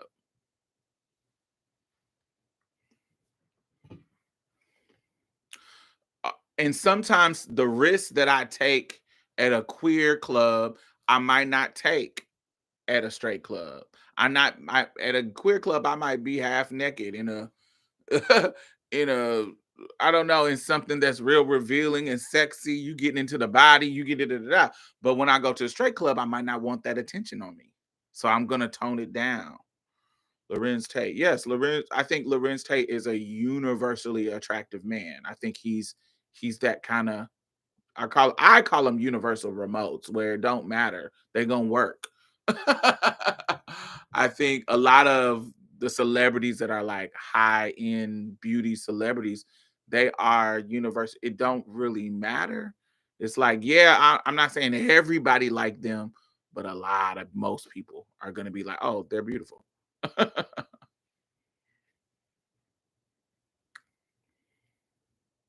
Yeah, I don't but I do think that there's a range.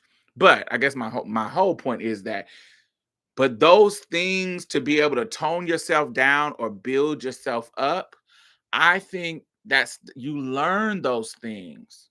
You learn it. You have to practice. You can't what the most annoying thing to me is a motherfucker who spent their life talking about how I ain't gotta wear makeup. I don't do all of that. I don't do all this. I just never got into that. But then when they get older, they want everybody to teach them how to do it and or or now they want to get into it. I just never got into. Girl, you have to practice. Nobody can just sit down and teach you something. They can teach you the basics, but they cannot teach you how to be flawless. They can't teach you how to do a flawless mug because even the bitch who know how to do makeup, she gonna have her off days where it ain't flawless, or it just takes practice, and you got to accept that you have people don't want to do they don't want to do the learning curve. They don't want to do the work to learn how to do it. I think some of to, I think the reason why people are so good sometimes is because they have done it over and over and over.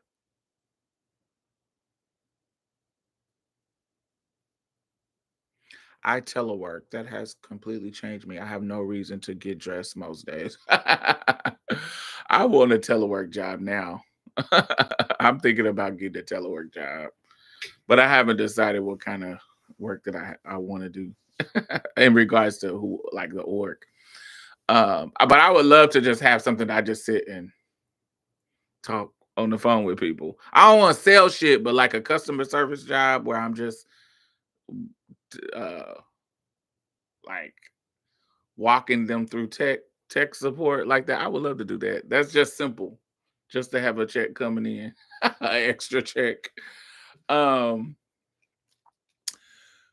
but yeah, I'm somebody that is I'm an ambivert, so I like socializing and I like to be alone. I like both of those things equally. So sometimes I need to socialize. So sometimes in order for me not to get spiral into a lonely hermit recluse life, I force myself to go out and be in community. And I can do that for a certain amount of time. And then I come home and I'm alone and I get my life there too. And when I go out, a part of my self care is being really intentional on how I present myself. And I talked about this with one of my in an interview I did with this girl about fashion. And I'm like, fashion was the first frontier of what I could control in regards to what I could do, how I could present myself to the world. Once I was able to control my fashions, that was the first frontier to be able to authentically be myself. And when I was younger, my mom, she didn't give me freedom in regards to gender. Like certain gender things that I could wear, but she did give me freedom in choosing what of the boys stuff that I could wear. Do you see what I'm saying? Like, no, I couldn't wear no dress. But she's gonna buy me she's gonna let me choose out the boy clothes that I want. And she wasn't gonna say, "Ooh, you gonna wear this outfit on the first day of school." That's not how she works. She's gonna say, "What do you want to wear on your first? These are your clothes that we bought that we went to the store and picked out. What do you want to wear on your first day of school?" So I get to pick. I would get to pick in that context. Does it make sense? I would get to pick in the sense of this. These are your parameters, but you get to choose within those parameters. And that still gave me a certain level of freedom. How did y'all parents navigate y'all picking y'all clothes when y'all was younger? Um, if you're watching, thumbs up. If you pay attention, most of the people regarded as best dressed rely heavily on designers. They don't actually have style. They rely on pre-made looks, and we compare ourselves to them. That's true. But I can kind of tell when it is styled by a stylist and styled by where a person has a personal style and input. Like I can tell that Rihanna has a personal style and input because Rihanna's style, there's a look, even when she deals with new stylists, there's a look in it. Um, Tracy Ellis Ross, even if she's dealing with new stylists, you can tell that her own personal style is in it. Um, and when they're in situations that don't have anything to do with hiring a stylist, how they when they doing streetwear and they're going out and about on their own and they're choosing their own clothes. They're not just looking regular. I can I think if you are a fashion girl, you can kind of tell when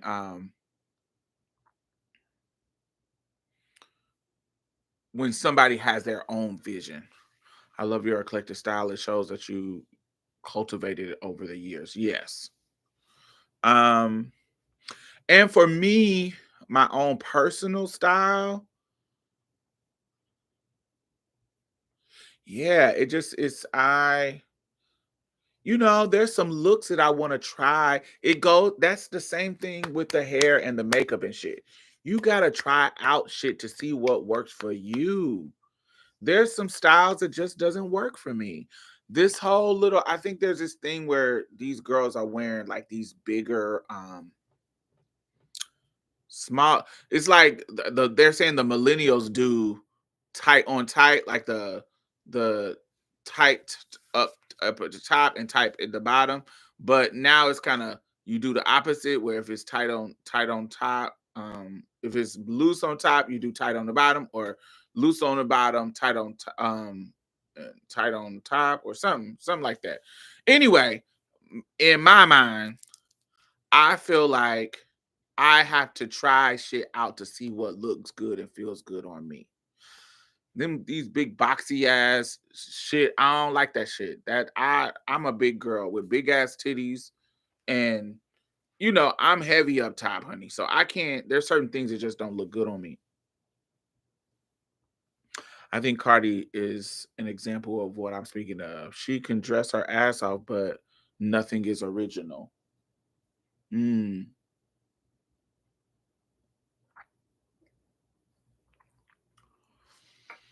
It's yeah, I can see that. Give me somebody that is original. Who is somebody whose style that you think is an original style? Because it's hard for me to think about original because there ain't nothing in fashion. Ain't nothing new under the sun. It feels like everybody's taken for different eras. So I'm trying to when we think about original, give me somebody who you think is original. You think Little Kim is original in style? Hmm.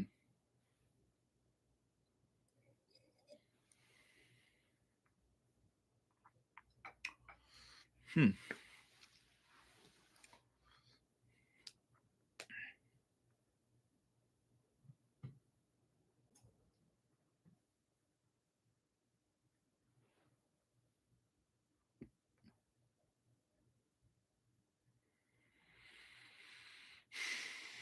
I think Little Kim had some great style moments, but I don't know if I would say original. I don't know if I would say original, but I think she had great style moments. But they were usually created by somebody else. They weren't created by her. They usually was created by Misha Hilton, for real, for real. Um,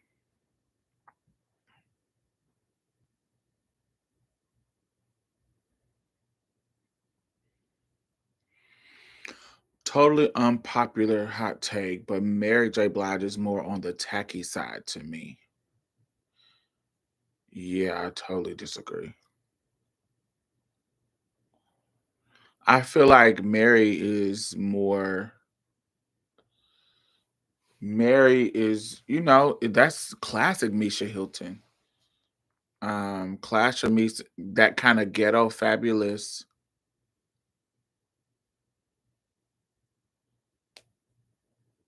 Yeah, I think the total opposite. I think Mary is Misha's most popular muse. Her and Kim and who else did she style in that era? But mostly Kim and Mary was the two people who I think have the most cultural fashion of the 90s. I actually think Mary more than Kim. I think Mary had more in fashion and looks for black people. I feel like Mary had more cultural impact than Kim. If we talk about Misha Hilton's muses, even though Misha did Faith Evans, she did a bunch of people. Anybody that was in the bad boy camp, she was styling. Yeah, I think total opposite. I feel like Mary's fashion was always have been kind of that. Now it's kind of hip hop auntie, but even when she was young, it was kind of like this. She spoke to the hood girls. It was ghetto fabulous. It was fabulous. It gave you the color. It gave you the matchy matchy. It gave you the high fashion, that Dapper Dan look. It just was, yeah. I would have to disagree, but I can see how some people think it's tacky, but I think it's dope. Rihanna for sure. Solange, yes. Rihanna for sure, Solange for sure. Definitely Solange and Rihanna for sure. Yeah. Oh, that's too specific to you. I don't know all that action. Oh. You and Cat Black are unclockable. You look like you can be my aunt. I am definitely not unclockable, but I appreciate it. Ah. If I get clocked, I'm usually getting clocked by my voice because my voice is deep. That's usually what is the culprit. When I'm not trying to be when I'm not trying to change my voice, usually my voice is the thing that gets me clocked. Mary's look lately have been my favorite of all times. But prior to now, I just haven't resonated with the looks. But has the world, you may not, but has it impacted the world? Think about when Mary was doing them fucking flips, everybody started doing them flips. Short blondes, blonde hair, the way Mary was doing it, a dark skinned girl with that kind of intentionally blonde hair. Um, Motherfuckers weren't doing that before Mary. Um, Mary inspires a lot of fashion looks that we see. Um, Maybe Chappelle, but then again, she has always credited drag queens as her inspiration, so I don't know if it counts. And I literally just started learning about Chaperone at the Oscars or wherever at the Grammys or wherever she was at. I don't really know her like that to know her fashion. Janelle Monet, I love I love her in everything. Is it unique though. Sometimes it is, but sometimes it feels like Cardi B.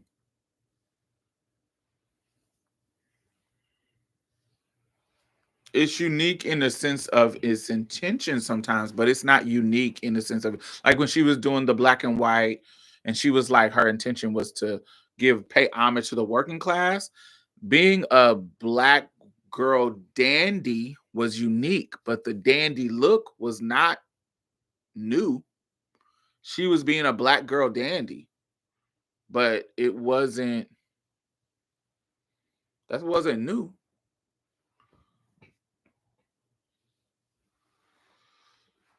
Janelle gives me Girl Prince. Oh, she does not give me Girl Prince. Who gives me Girl Prince? Who gives me Girl Prince? I have to chew on that a little bit. It's definitely she doesn't give me Girl Prince. Who does she give me? I like what Chanel. I like her as an artist. I think she's a great artist. Um, but yeah, she just was giving me a girl dandy. And Prince didn't give me dandy. Prince gave me um breed. Prince gave me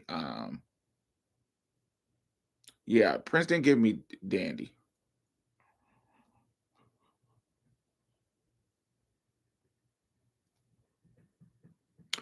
Prince is definitely a style icon. Yeah, I just don't agree. But I think that he can be for some people. I just don't.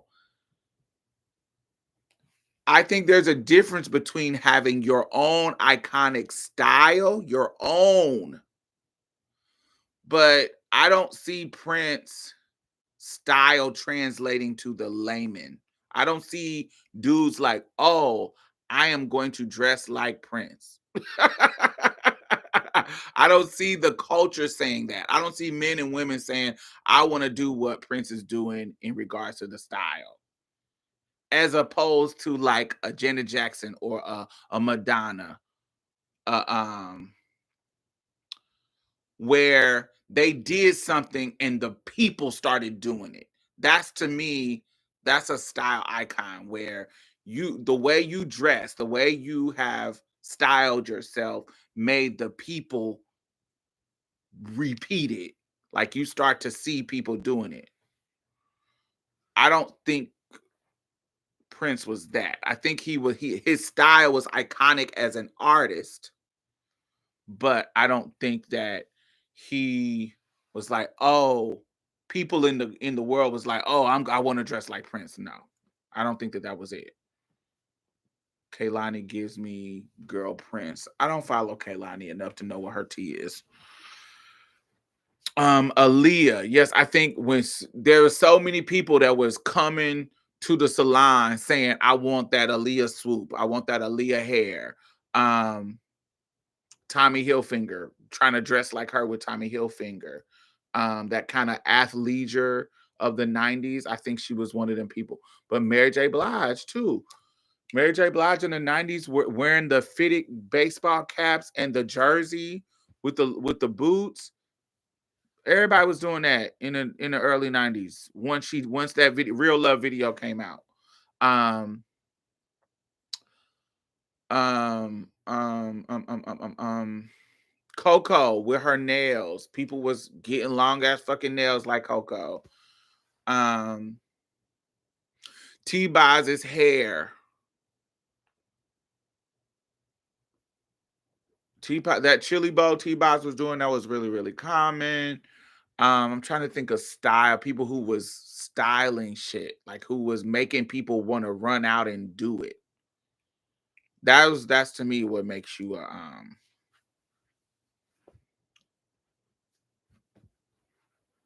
style icon for the people. You can have an iconic style for yourself, but a style icon for the people, I think that's different. Is Drake a style icon? I don't think so.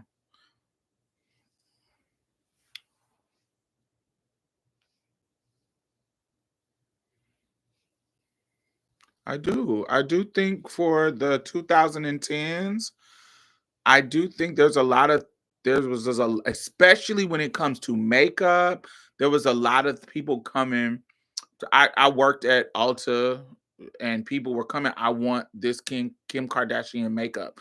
When she first got with Kanye and he started to style her, they were paying attention. But even before that, though, when she was, um,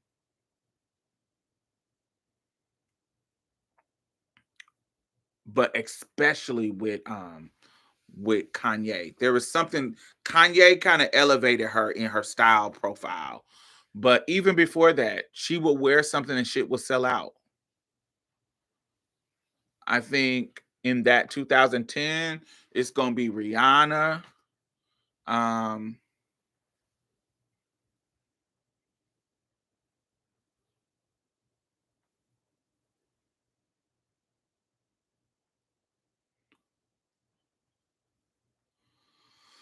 I think in the 2010s, they really, yeah, I do. I do think that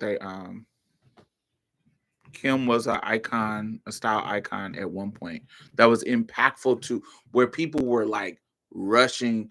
She was shifting the culture around um, how people were dressing. Um, Even wearing Balmain. I was Balmain been around, but the it's an old fashioned house. But this new age Balmain boom started with Kim. I don't care what nobody say. This new age kind of like Balmain where everybody's talking about Balmain wearing Balmain. It's because he brought Kim on. People weren't thinking about Balmain in that way. Even Balenciaga. We starting to talk about Balenciaga because Kim and them was wearing Balenciaga. Yeah, so early 2000s, not early 2000s, 2010s. I can't deny Kim was a Nicki when she first came out. She definitely moved the needle. Nicki Minaj, yes, for sure, especially around hair, especially around hair.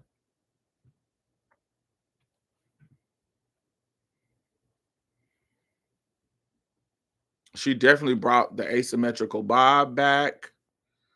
Um,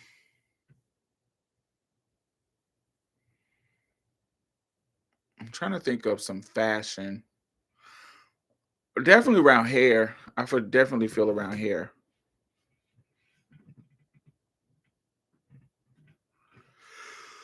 Um, I think I think the most impactful fashion girly in the past uh 20 years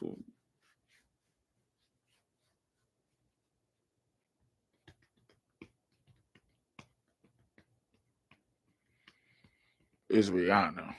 If I'm to if I'm talking about celebrity, I would say Rihanna. I don't want to say it's not just her, but she's just a strong contender in the top. Rihanna fashion and hair.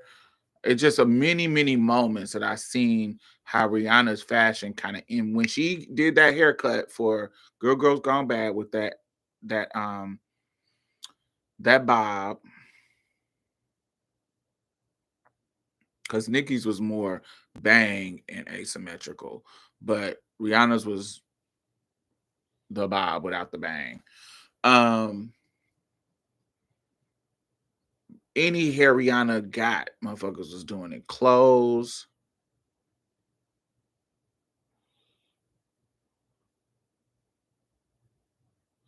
Yeah, Rihanna was that girl.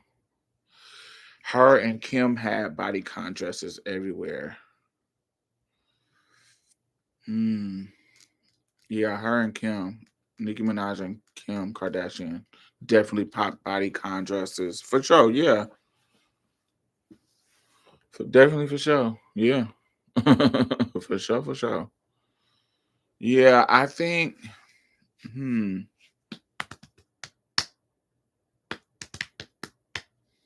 In the past 20 years, most definitely.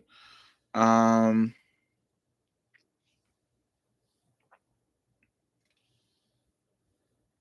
You know who I feel like, particularly around hair, I think um what's the trans girl name? Pretty face trans girl. What is her name? Why is Amaya Scott. I feel like Amaya doesn't get enough credit for ushering in the colorful, pretty lace front wig era. People weren't doing the type of hair coloring that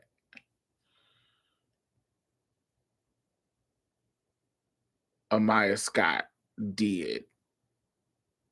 They started doing it, but I feel like her being in the ball scene and her being connected to the gays and her being connected to the wig makers early on put her in sickening as that mermaid hair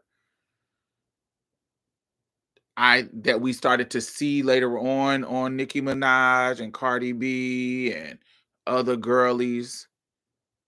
There was something Amaya's ushered that in. She started going viral on Instagram and different things. I don't think she gets enough credit for that. For her impact in that regard. I just don't think we give her enough credit in that to me. Body weight for days. Yeah. Cause it kind of done. But when she was her, when her when we started to hear about Amaya, she was the girl doing them sickening ass colorful lace fronts where they'll blend in from here to blonde to pink, or they'll just do different shit. They're kind of mermaid hair, color unicorn hair. She just was killing it. And you know, I don't think she get enough credit to me. Thumbs up if you are watching. There's 44 people in here, but only 29 people have thumbs up. Why haven't you thumbs up? um style. I don't uh, this is another example. You talked about Prince being a style icon.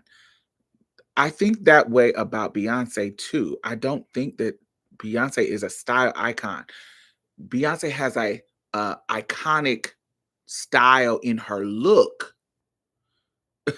That's why so many people are able to mimic it in regards to like drag queen stuff. If you do the blonde, you do a leotard. She has Beyonce has a iconic style to look for herself. But I don't see people running out and trying to replicate um Beyonce's style like that. It's not I just don't see her being a style influencer in that kind of way. She has an iconic look, but she's not influencing the culture in regards to style the way that a Rihanna does, the way that her sister, even Solange, does. Um, yeah, I just don't see it. Um, yeah, I don't see them as influential style icons. I see them as having an iconic style for themselves.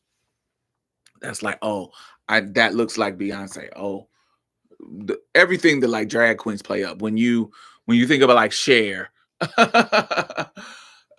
you know what when somebody is doing a Cher character. When when somebody is doing a Tina Turner. When somebody is doing a Joan Crawford. Those things that make that they're doing Tina Turner. The drag queen is doing Tina Turner. How her hair is, how her makeup is, how what she has on. Those are iconic styles for that particular artist, but they don't really necessarily translate to the people. Monique during the Parker era was doing all the work for the big girl trends.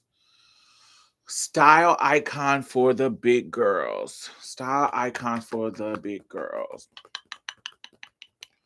Black big girls for sure, Monique. I'm trying to think of who else.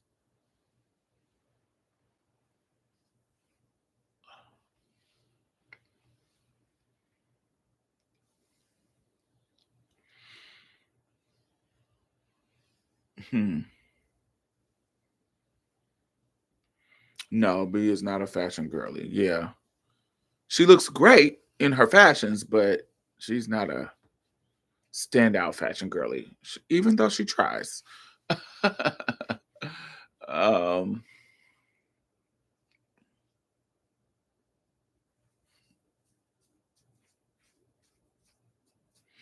Actually, the best fashion moments I think of B's career for me is when Tina was styling them for Destiny Child. But no, there's certain moments that I'm like, oh, this is cute. But it's certain moments I'm like, no, I don't like this. Trying to think of big girls. Yeah, I guess Monique would be one. I'm trying to think of other. Is there other? What's this? But I don't know. I'm trying to think of iconic looks that I remember Monique for.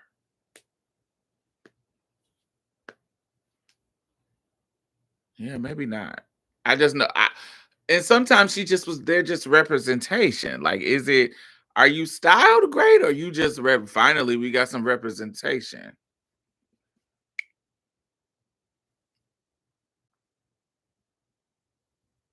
And I'm trying to think of a look that I remember from Monique that was like, damn, you ate that. Yeah, I think she just was representation. I don't know if it was a great style.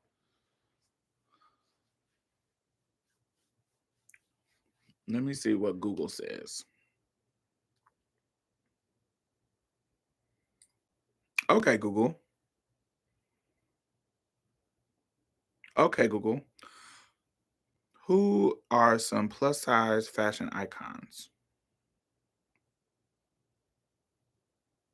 According to British Vogue, yes, there's still work to be done at many high-end fashion houses, but with models like Precious Lee, Paloma Elsesser and Jill Courtlevet making history at the biggest maisons, the future of full-figured fashion is more promising than it's ever been.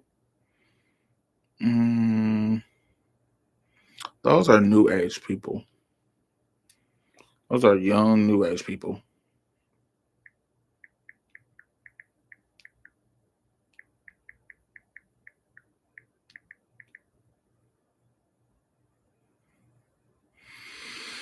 And it's okay for people to do all that in their head, but what gags me is that they feel the need as adults to say something just because it comes up does not mean it has to come out.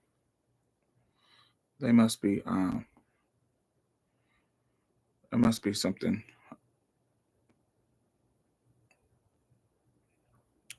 They must be late or something.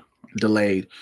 As a big girl, I always admired how I can make the skinny girl styles work for me. I don't look for other big girls. Hmm.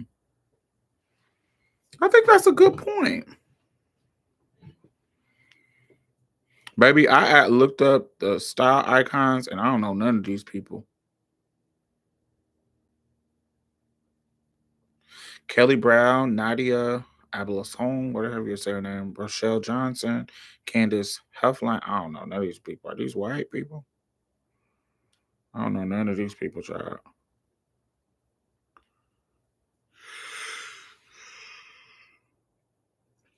They dressed Monique Frumpy to drive home the fact that she was big and a mother figure. Yeah, I wouldn't say that. I think she was representation, but I just wouldn't say that she was a style icon because I literally cannot remember a look that Monique had that was like,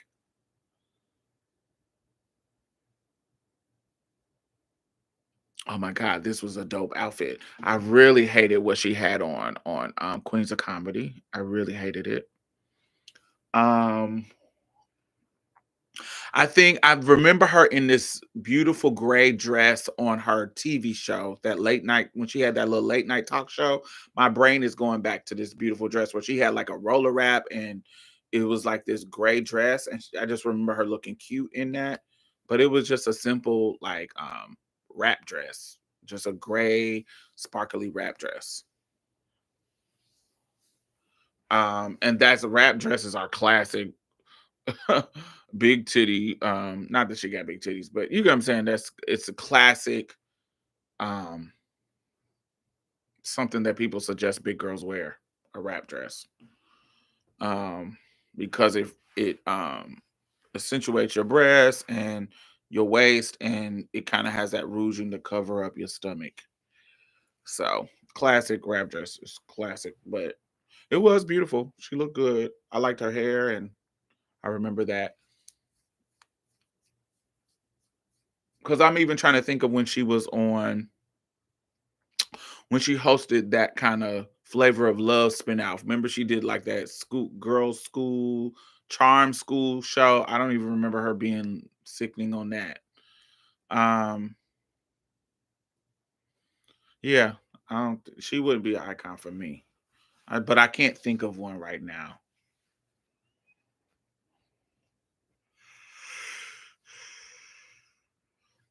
But yeah, I think that's a interesting point, Tia, because when I was big, I'm still big. Um when I got bigger than what I used to be, when I became plus size, I was just trying to find the style that worked for my body, that looked good on me. It wasn't about like mimicking big girls. It was about what was hot in fashion and how can I make it work for me. The hair and face always a for sure. Um, I don't know. I feel like, what do y'all think about Jill Scott fashion wise?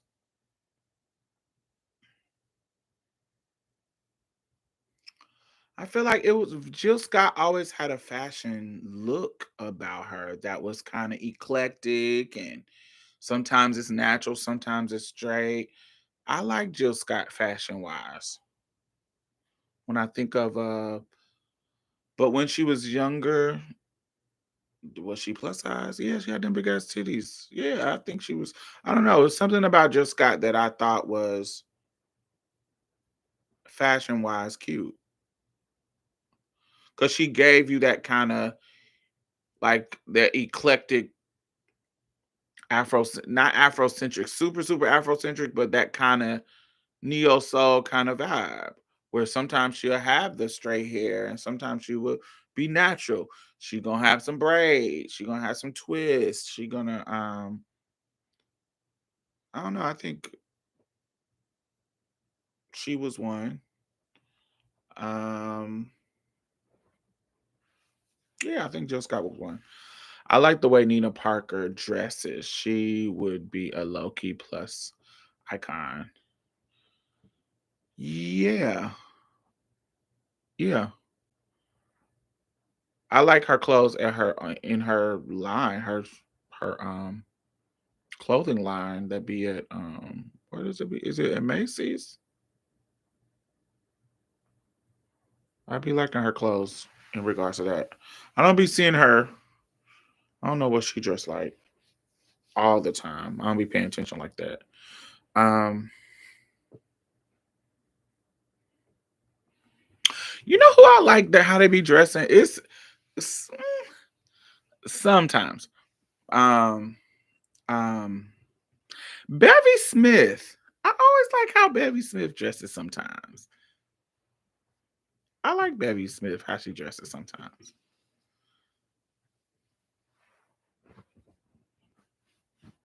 Bevy Smith. I'm trying to think of plus size girlies.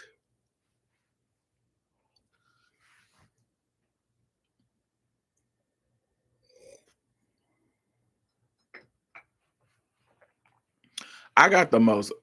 They not ugly. I like them, but I'm gonna figure out how to style them. But I got the most church lady shoes to the other day. I'm gonna style them to where they're not giving church lady. But look at these. I love these shoes for some reason. I put them on, was like, oh, these are giving me something. But I'm gonna style them in a way that's kind of not matronly, but I can know how they can read super matronly, but these are gonna be my 60. Shout out to the plus size dollies. Queen Latifah be looking nice. Oh, for sure. It wouldn't be my style because it was too when she was younger, it was too boyish. She would definitely give a lesbian to me. I think when she started getting in her femme bag and she got that breast reduction. But when she was on Living Single and on like early Living Single and back, it was too boyish for me. But when she got that breast reduction and she started to be more femme, it used to be like, Missy Elliott, definitely a plus size style icon. I forgot about Missy. Um, Also too boyish for me.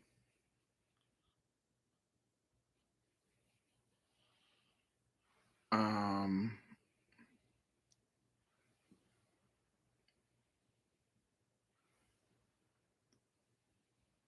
um,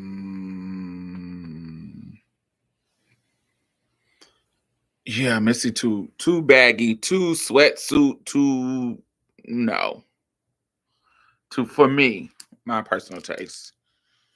But I'm trying to think of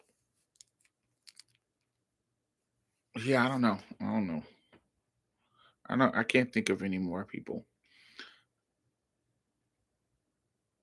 I just give sexy Jehovah Witness because at this age I am truly not trying to attract male attention. Not sexy. What does that look like? Jehovah Witness. What does as somebody who grew up Jehovah Witness adjacent. I grew up Kojic, but I had an aunt who was Jehovah Witness, and we had to go. I had to go to a hall with her many, many times. And baby, it was not no fashion sickening at the hall. Mary, yes, that is a good call out. Mary style, they sister Goo, styled them down for sure. They definitely was plus size, but they the kind of girls that are like they what I think of like classically thick. Yes, they plus size, but y'all just got booties and hips, child. Are y'all? Yeah, I guess they still plus size, but they the kind of plus size the motherfuckers be liking. Anyway, hippie, thick thighs, hourglass, that kind of figure eight figure. They just was thick as fuck. For sure, plus size, bigger than normal, bigger than your normal celebrity. But they would be what I would consider to be like thick. I wouldn't consider them to be. I don't know. They would be easy to style to me, especially as a black ass gospel group.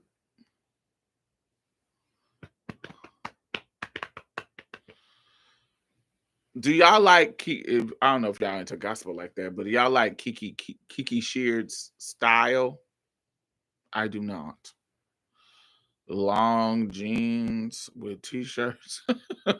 Yeah, I don't know. Sexy Jehovah Witness. I don't know how that translates because I don't.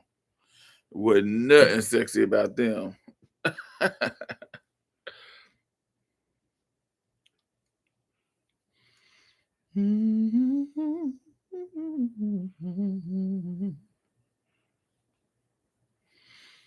Mm.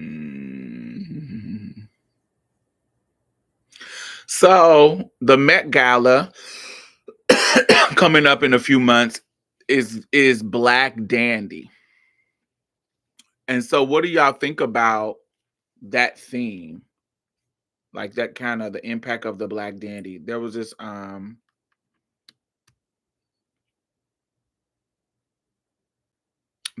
video, a panel with Dapper Dan, June Ambrose, and I don't remember the guy's name, but they were having a conversation about being a dandy. And so, how y'all feel about that theme?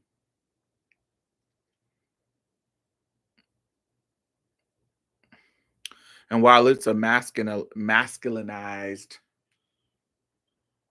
image, there are girl dandies. Who do y'all think are girl dandies that are in the culture now?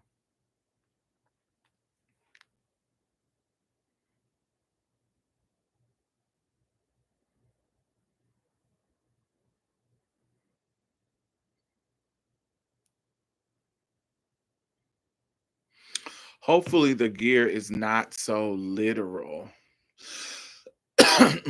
Give me something that what is something that you would do? Like if you were going to the Met Gala and under this theme, what would you think?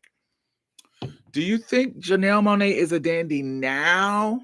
I think she was a dandy when she first started, but is she a dandy now?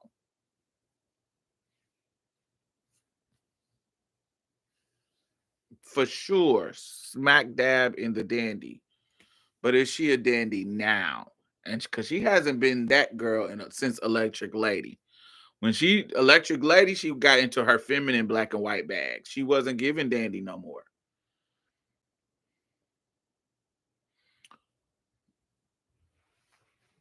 Yeah, I don't think she a dandy no more. Who's a dandy now? Do we have a girl dandy now? Do we have a girl dandy?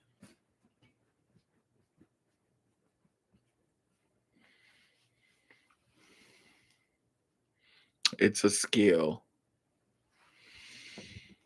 Do we have a girl dandy? It's something about Jen Alliance that gives me girl dandy. It's something about I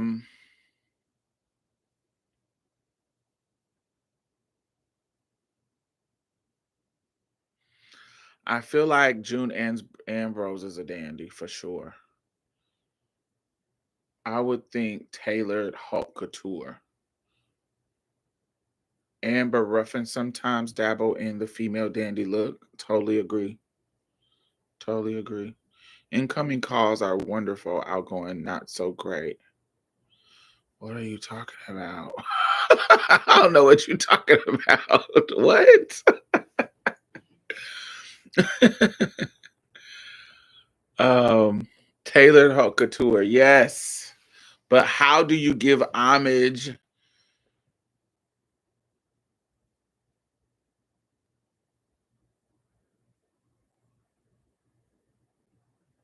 I don't know. I don't know.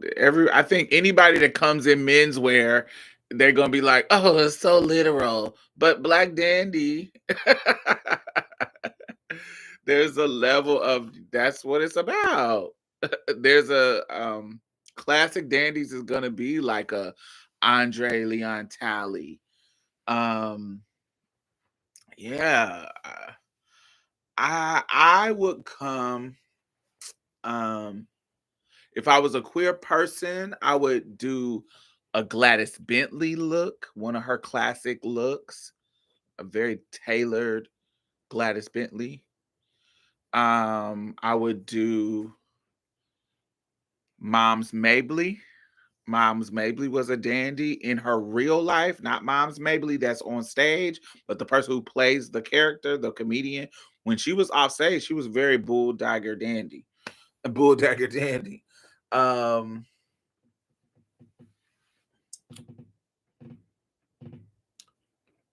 I would also do would I do that? I would do I would do a Grace Jones. There was moments with Grace Jones where Grace Jones would give a dandy. Hey, bad doll, how are you?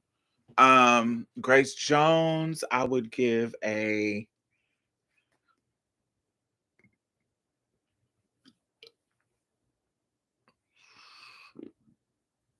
I definitely would do. Yeah, I would if I'm queer, so I'm gonna pick a queer dandy anyway. I would do something that's queer as fuck. It would have to be a queer dandy for me. A Langston Hughes. I would do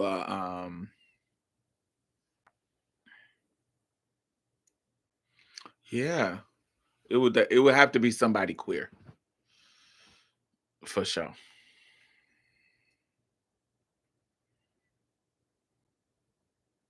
Or some kind of queer. Dapper Dan brought up the Zoot Suit women, Mexican women in zoot suits from the 40s.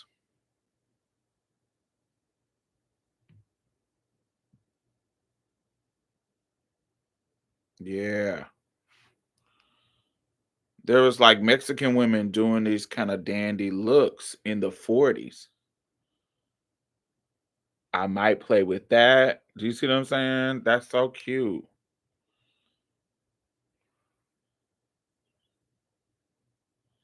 That was doing these kind of looks that was common for them.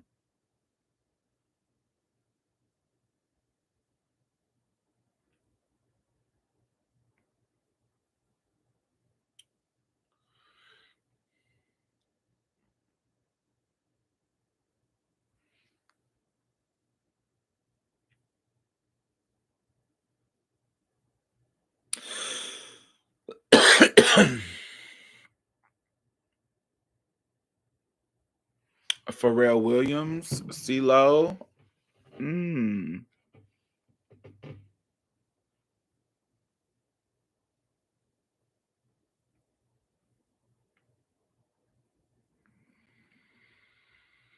yeah. That kind of there was like a zoot suit era for the West Coast Latinx girlies.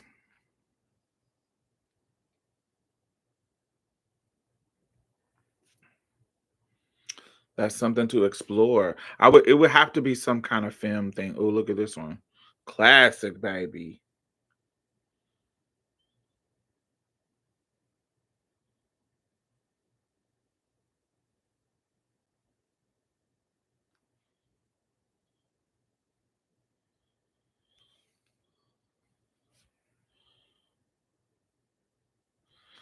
Ooh.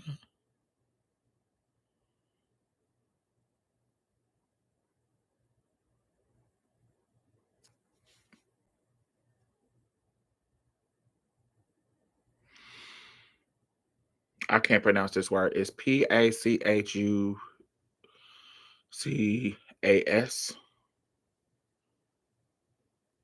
Pachucas, something. The female counterpart to Pachucos were Mexican American women who wore zoot suits during World War II, also known as cholitas, slick chicks, lady zoot suiters. The suit was a symbol of rebellion during the rationing of clothes for the war effort. Wearing the longer and looser fit jackets and pants were therefore seen as being unpatriotic. The zoot suit was the most salient identifier feature of the that era. It was a Mexican American youth subculture. This culture, it reminds me of this is the Mexican American version of what the kids were doing that do for like Grease, like that look, that Grease, that white boy, that look that Grease was given. This was like the Mexican American version of it. Every now and then, Janet Jackson brings out a suit and cane. Yeah, she did a zoot suit kind of stuff. She'll Do I get so lonely? I think androgyny is so sexy. Yeah, I think it can be. I agree. Is Elton John considered a dandy? Hmm. Maybe. Do you consider him a dandy? I would love to see the men in bomb colors and a Grace Jones inspired hats if it has to be literally. Pharrell Williams. Is Pharrell Williams a dandy? I can see it. I don't think it's a right or wrong answer. Andre 3000 had a dandy era. I agree. Yeah, had a dandy era. I think everybody can. There's people who have had dandy moments. Dandy moments. So, what are some elements for y'all in y'all definition of a dandy? What are some elements? To me, you can't be a dandy without some a masculine. Um, it is masculine. There's a and not masculine in it's a play on masculinity. Do you see what I'm saying? Like it's not high film at all. It is smack dab in masculinity. Now where you put it can be different depending on your interpretation of it, but a dandy is a masculine entity, whether it be a femme dandy or a masculine dandy. You see what I'm saying? Like if it you can translate it to be more masculine, but there is a it's smack dab on the side of masculinity. So I when I see people on Met, I'm judging them based off that. I want there to be a masculine flair within your interpretation. I just think that that's what it's calling for. Black dandy, and because it's black dandy, I need you to have some black American references. It may not be fully um for me, what's gonna be fire to me is you making reference to these things. It may not be literal, but I want you to make reference to black culture and black dandyism. So I need masculine, I need tailoring, I need um I want to see some Afrofuturism. Afrofuturistic dandy sounds delectable to me.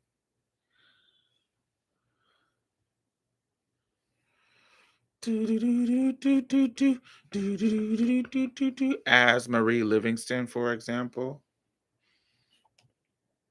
I don't even know who that is. As Marie Livingston.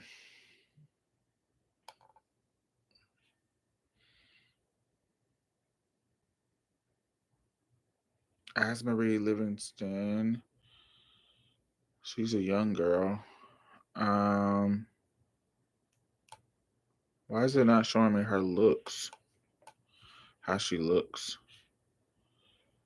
Oh, she's gorgeous. Ooh.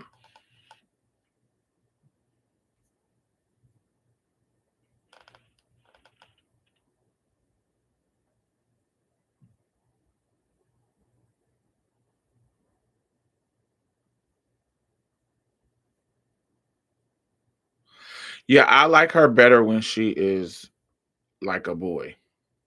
Yeah, I think she's more beautiful when she's looking like a stud. When she's trying to look like a girl, it's giving okay.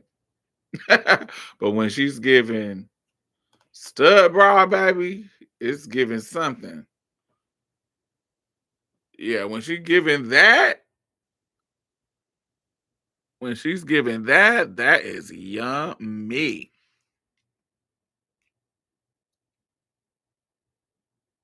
But when she giving this is giving. Okay, girl, you cute. You ain't ugly. You cute. But it's the butch that gives. Young. Yeah, I like that. She's gorgeous. I don't know who that is. I never knew her, but she's gorgeous. She's pretty. But she definitely looks better butchy to me.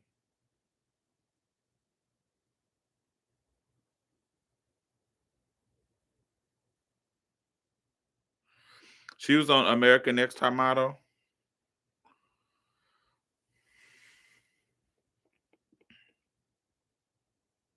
Yeah, she looks much better when she's boyish. Yeah, I hope Victoria Monet shows up and shows out for the Met Gala. I hope she does too.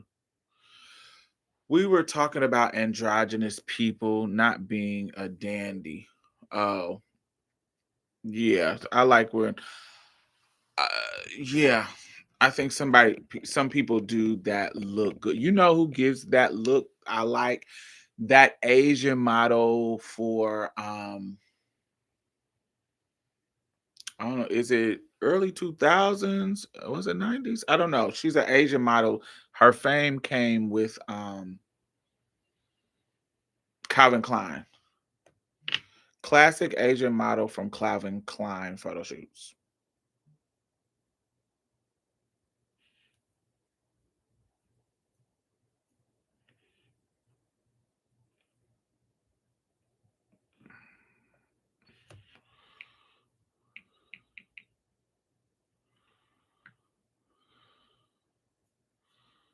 No, that's not her. Is it 90s? Jenny Schmoochie, what'd you call it?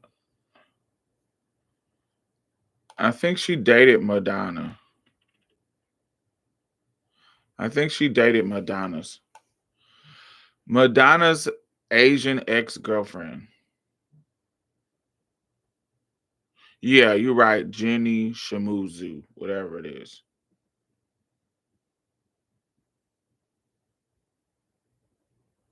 Yeah, that's her name, Jenny Shimizu. Shimizu. Yeah, I like her androgyny. She looks so fine.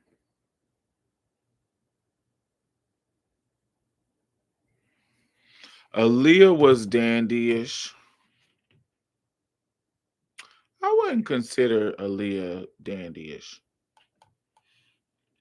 Yeah, this is fine. Oh God, yes. Even like I wouldn't consider Aaliyah dandyish. Aaliyah gave you athleisure, but she wasn't tailored enough to give me dandy. You got to be tailored to give dandy. It got to be, yeah. I feel like tailored. It needs to be tailored. She wasn't tailored enough. She was too relaxed. It was given very tomboy, yeah, tomboy athleisure kind of vibe.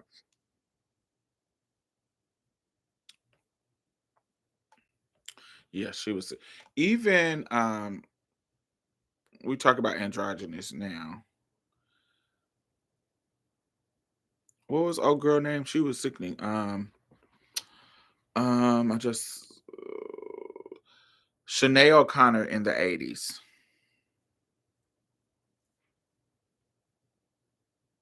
Yeah, when Shanae was giving bald head, hairy armpit. When Shanae was young, beautiful, and fresh.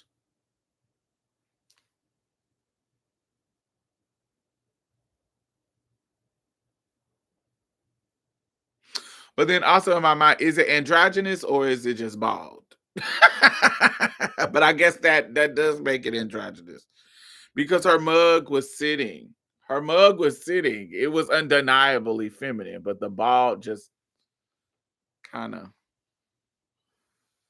took it to the next level. I loved when she was bald because is this androgynous or is it just bald? Because nothing is still giving woman child. I don't know, but I liked it. I like when she was given that look because yeah, How do y'all define androgynous? Because I also find androgynous to be that kind of where you can't tell. Like I like androgyny where could be a boy, could be a girl, but this doesn't give me boy at all. It still gives me a woman just bald. Tiana gives me androgynous beauty sometimes. Tiana Taylor gives me dandy sometimes. When she's more tailored, that kind of more tailored tomboy look, it gives me um definitely gives me dandy.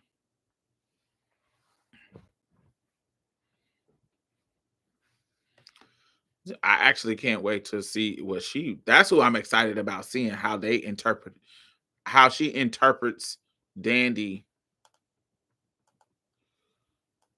Oh, you look good.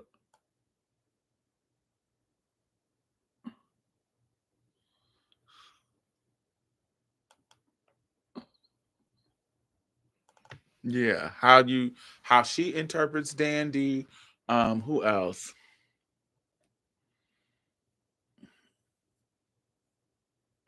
Gianna is a perfect example when she gets in her dime bag. Yeah. Alonzo, I don't know, gives androgynous intersex. Yes, definitely. When she's out of her drag, when she's in her drag, when he's in his drag, definitely a girl. But when they're just sitting chilling, definitely androgynous. Could be girl, could be boy. Just gonna say I am living for this conversation. Actually, my brain is fired up with these topics of discussion. Sickening. Doshi has a recent dandy moment. Yeah, she recent. Yeah, but I don't consider Doshi a dandy. Um, my titties is. Trying to think of my favorite androgynies. Dun, dun, dun, dun, dun. I love. She killed herself when she turned 50, but I love Stella Tennant. I really enjoy Stella because Stella gave you androgyny a lot. Y'all remember Stella Tennant, the model? She killed herself when she turned 50, which was sad.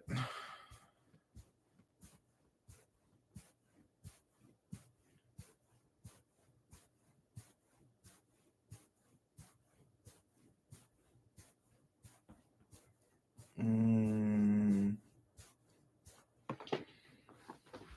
Yeah, I think the difference between tomboy and androgyny is I feel like androgyny is what good androgyny you can't tell. It's not just like there's some people, yeah, you bald, but you still look like a gorgeous woman. Um, I will not. I like androgyny that looks like I cannot tell if this is a boy or a girl.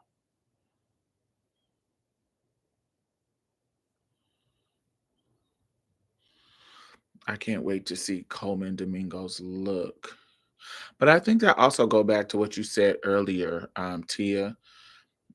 Coleman's looks have been great since he's gotten a stylist.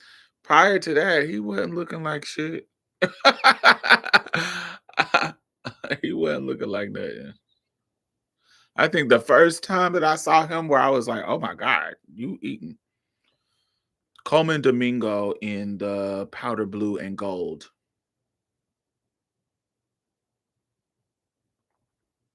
Yeah, this was a look.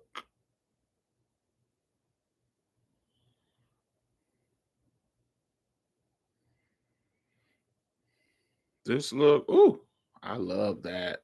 That look, hey, the texture of the jacket, the blue, the yellow, the gold, it just was that hey, that was the first time that I noticed him fashion wise. It just was gorgeous. God, that was gorgeous. That was I love things that play with color, and I love things that play with texture. Is Billy Porter a dandy? I don't think so. I don't think Billy Porter is a dandy.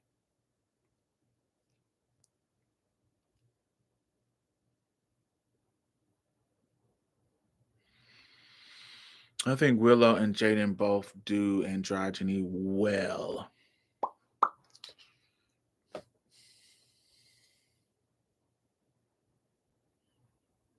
Hmm. Hmm. Give me an example of when Willow gave you androgyny.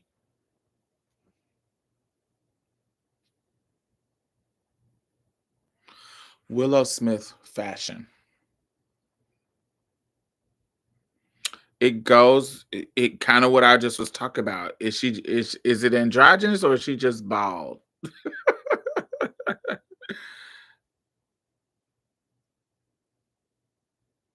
Cause it don't. It be giving. It still be giving film. It still be giving high film. The looks that I like from her, it still be giving high film. It don't. She's playing with tailoring and stuff like that, but it still be giving. It still be giving film. It don't be androgynous to me.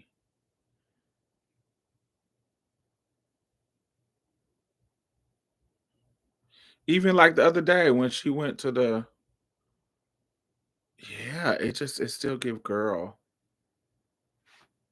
It's tailored, but it's just a young girl.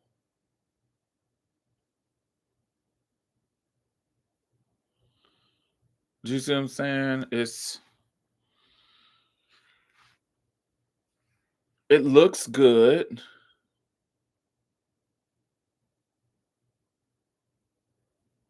It looks good, but it's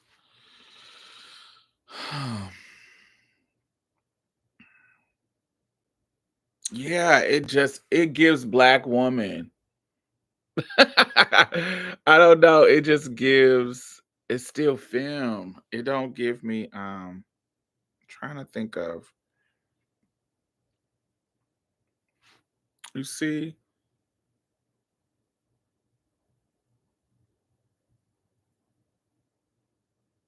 I don't know. I don't know if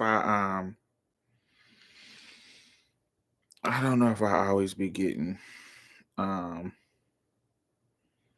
androgynous like this. She's just bald, but it still be high film. She's bald, but uh,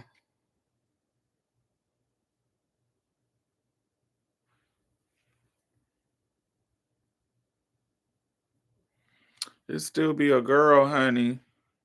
It don't be giving boy.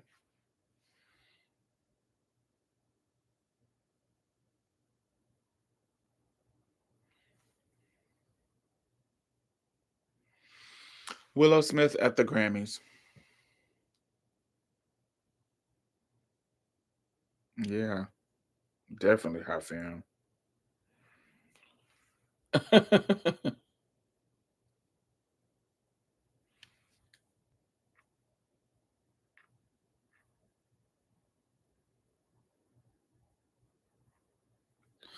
I do want that jacket though. Ooh, that looks sickening.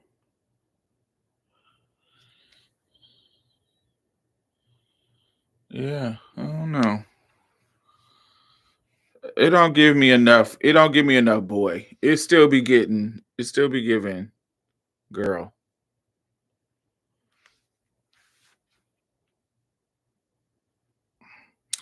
And Jalen, same thing. It still be giving boy. He'll put on a skirt, but he still be giving boy. It be gender bending, but I don't know if I would call it androgyny. Gender bending, but I guess that could be it. Gray gowns. She definitely has mostly film looks, but I've seen her in her own style looking real androgynous. Gotcha. Yeah, I don't know. I'm trying to think of who else might give me. You know who is the androgyny queen to me? Tilda Swinton. Is that how you say her name? Tilda Swinton. Yes, baby. She is androgyny queen. Tilda androgyny queen, baby. Tilda Swinton. Mama be looking like a boy. uh, Mama be looking like could be a boy, could be a girl. They're very model-esque.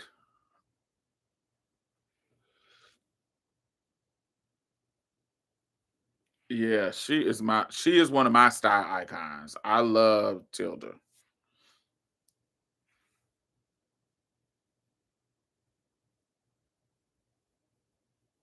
Ugh, she is everything.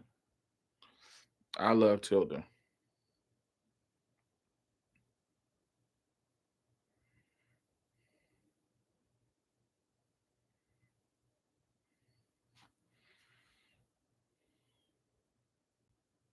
That's when I think of androgyny, that is what I think of.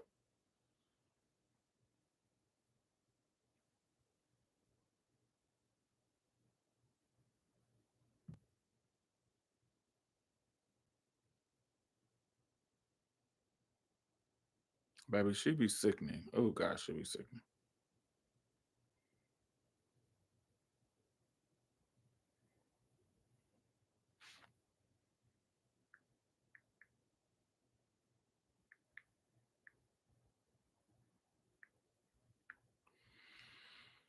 EJ Johnson. What about EJ Johnson? Oh God, look at that. That is sickening. Oh, I need to save this picture. That chocolate polka dot with the mint green shirt and the brown pinstripe slacks. Ooh, ooh. Yes, child. We about to save this. Cause baby, that is my sickening. Oh, we about to remake that baby. That looks sickening.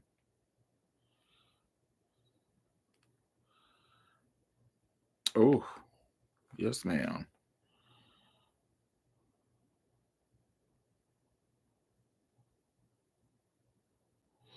Bitch, stop playing in my face. Dandy. That is dandy, baby. Ooh. Three piece. I have a three-piece gray suit being made for me. And I am so excited about wearing it.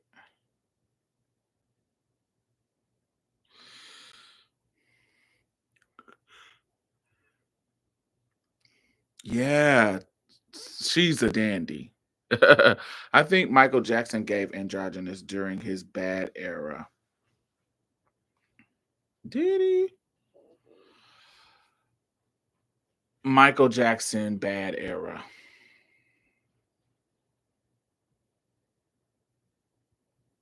Mm, okay.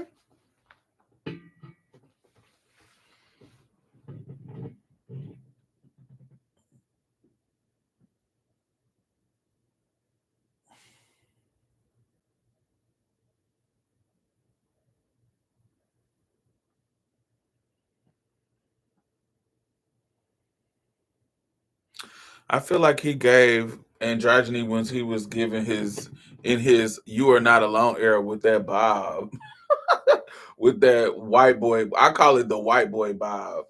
That Leonardo DiCaprio during um um Titanic. That how his hair was. You remember when Michael did that hair for "You Are Not Alone"? You're not alone. I'm here. Michael Jackson, "You Are Not Alone" hair.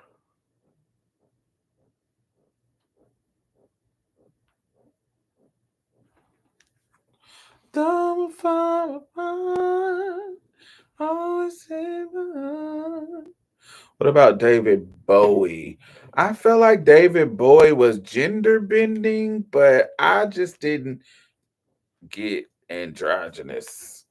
No, no, no. Oh, I don't know. Like I said, I feel like androgynous for me, when it's pure androgyny, is I can't tell if you're a boy or a girl. But if I can tell you a boy or I can tell you a girl, it just feel like you gender bending. If I can tell, yeah, I can see you playing with the gender stuff, but I still can tell you're a boy. That ain't androgyny. Androgyny, pure androgyny for me is androgyny. I can't tell what's going on here. And David Bowie, I can always tell that that's a boy.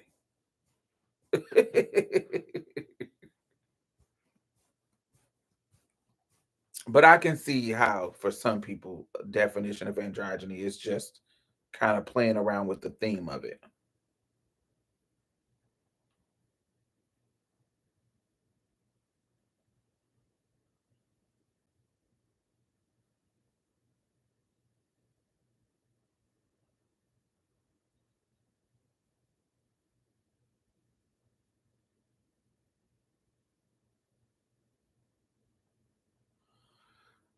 Mm,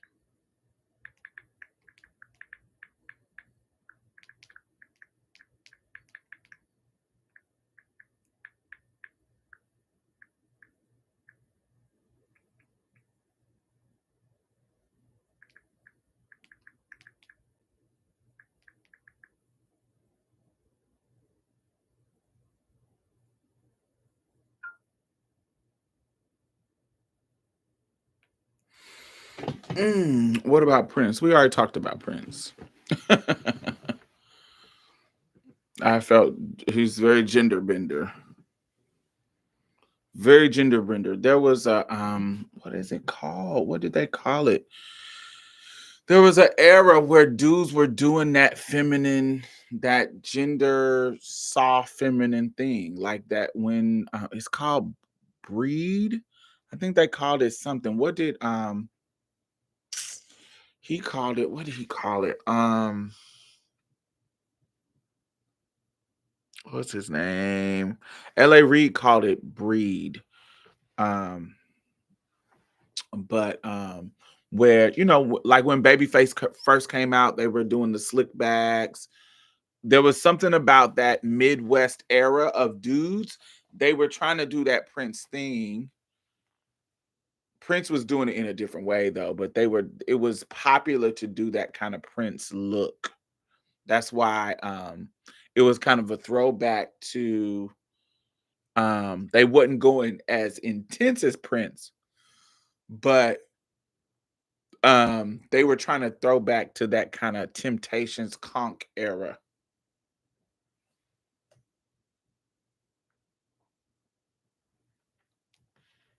Houston.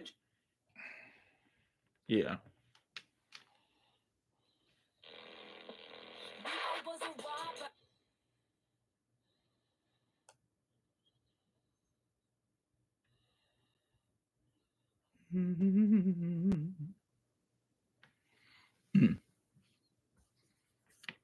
Erica Badu's style is different. I think her style is different, but Erica Badu is somebody who I would call their style is eclectic.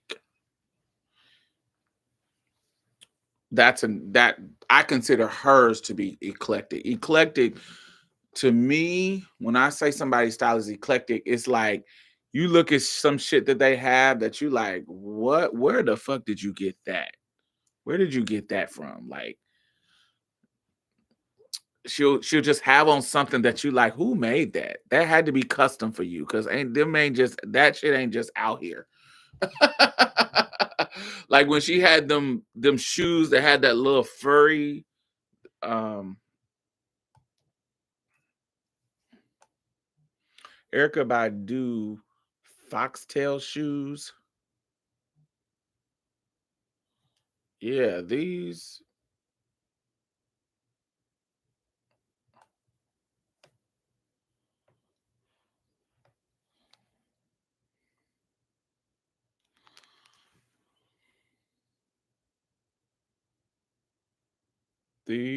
like them shoes. She had a couple of them.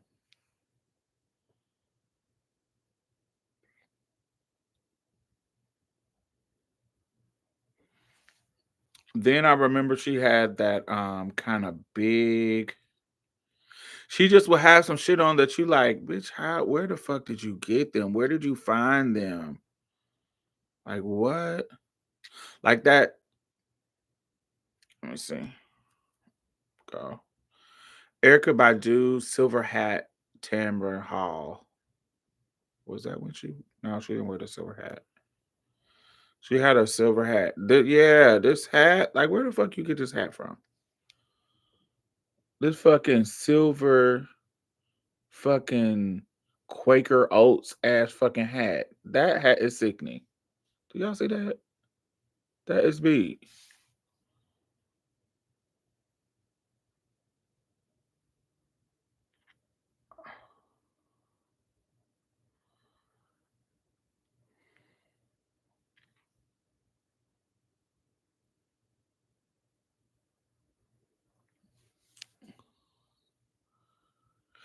See, I like shit like that. Hey, Dreads, how are you?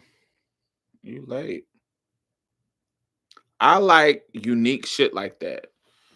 So I have looks that people will, if I wear it, people be like, "Oh, that's very Erica Badu." I'm like, okay, it is. It kind of eclectic like her. Oh, I need to get in the sun. I look really pale. My skin is clear though, but because it's coming out of winter time, it's giving pale, baby. I need to get in the sun.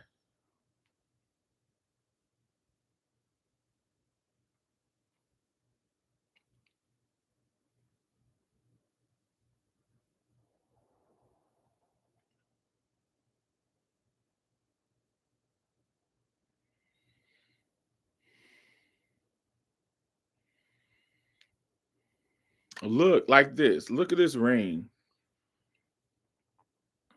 Where the fuck you get that at? Who made that for you? Bitch, that is sickening. Who made this for you? That's like a Grace Jones hat. Because Grace Jones would pop you with a hat too. That's like what? One of my favorite all time Grace Jones hats. Oh, let me go. Grace Jones hat. Let me see if I can find it. It's white. This motherfucker. Do y'all see that? That motherfucker so sickening. That hat is so fire. I love that. Diamond, do you ever wear braids? Yes, I do. Here is a picture of me in braids.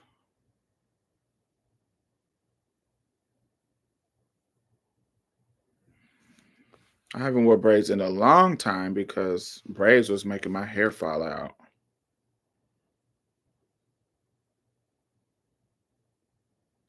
I want to do this look. This look is fire.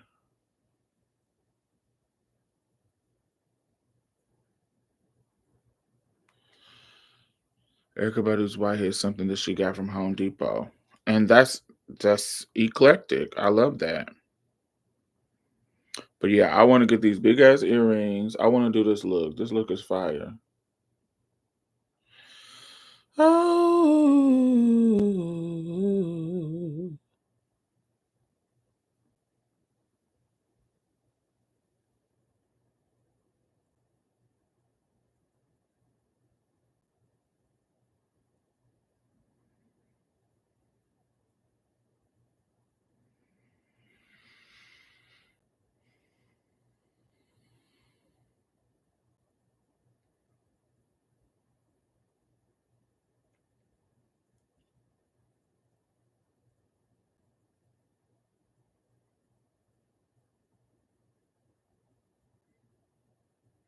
But on my everyday looks, I be looking Afrocentric like this.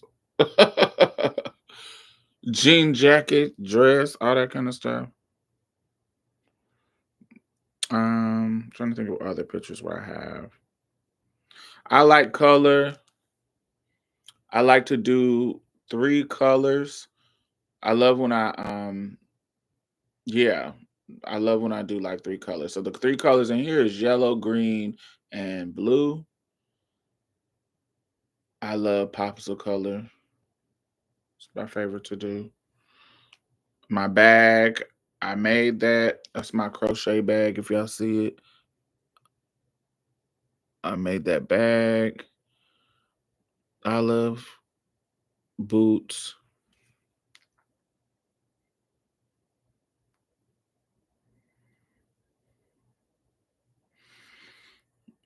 This is one of my favorite looks of myself ever. I love this. This look is fire to me because I love mixing prints. I love that. I love that look.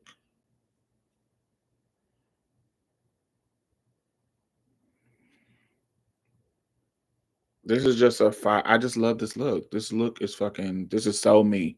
Hat, neutral colors, eyeglass, lip. I love that. That's one of my favorite looks I've ever done. Fire. Love it. Tailored. Uh, love it, love it, love it.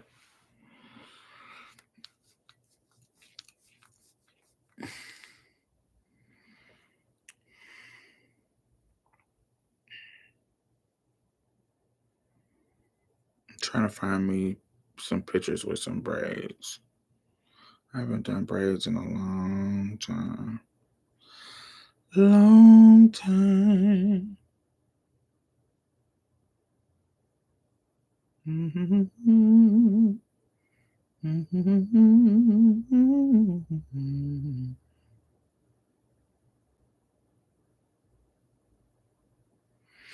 When I worked 9 to 5, I've only worked retail 9 to 5s, and you had a uniform, so it was you couldn't do any looks. So at Bath when I worked, my 9 to 5 was Bath and Body Works, and so you had to wear jeans, white shirt, and an apron. So jeans, white shirt, and apron. That was the look.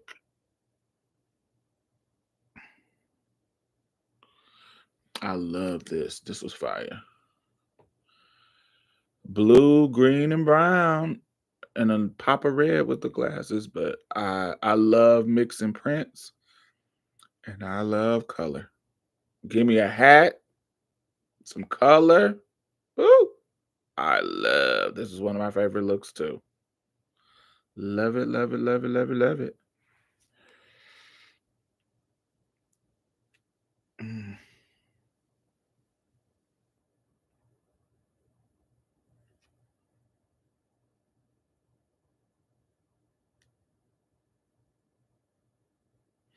This is when I went to Amsterdam. I love this look too. It was let me zoom in. It was I just love this. I love being a big, big diva tipping through with a look.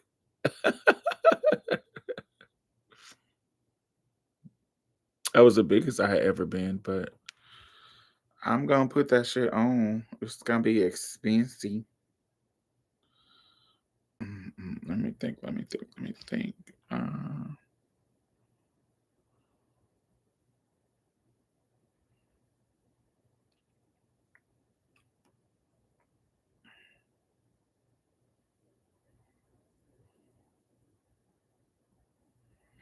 But if I was going, sometimes when I be doing interview looks, I'll do like I love the midi length pencil skirt with a button like this. I love to do a skirt with like you know, a button shirt tight. Office Siren. When I was a kid in the 90s, I used to be so infatuated with Phyllis Hyman. I like Phyllis Hyman. I don't know if I infatuated with. She definitely I love her styles. Um but yeah, I do that look. Um what other looks do I do?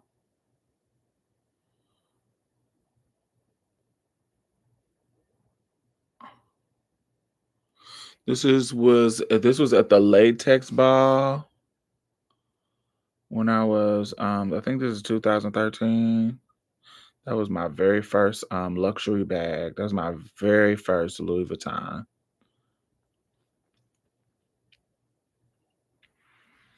I had a luxury bag, but that was actually purchased from the store. I had thrifted other luxury things, but that was actually full price from the store. This was the very first luxury bag that I owned. You give Phyllis Hyman. Do I give Phyllis Hyman or am I just light skinned and thick? Do I give Phyllis Hyman or are you just thinking that because I'm light skinned? I love this. I got gold shoes, green jumper. I love that look. That was one of my favorite looks. No, you do, especially in that pic you showed earlier. So Phyllis Hyman. Hmm.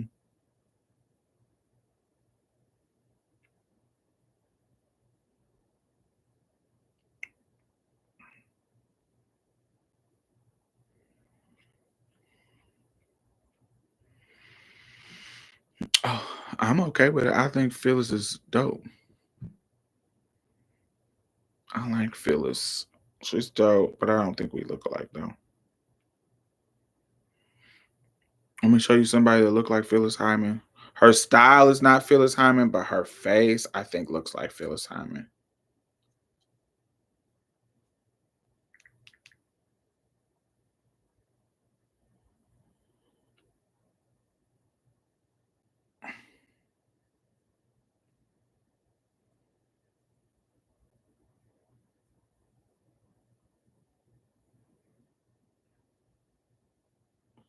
I hate people that don't post pictures of themselves, child. Girl, post pictures of yourself.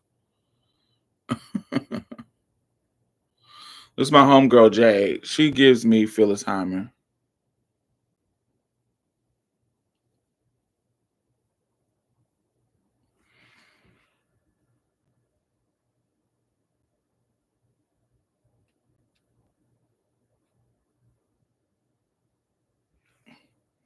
I think her mug gives Phyllis Hyman.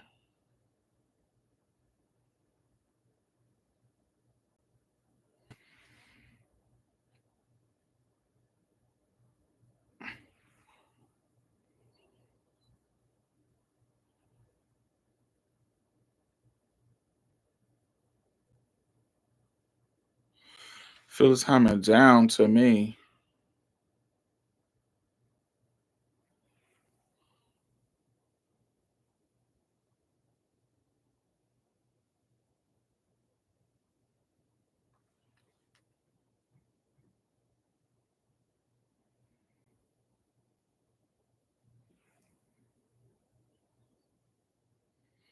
Phyllis Hyman, baby. That gives Phyllis to me.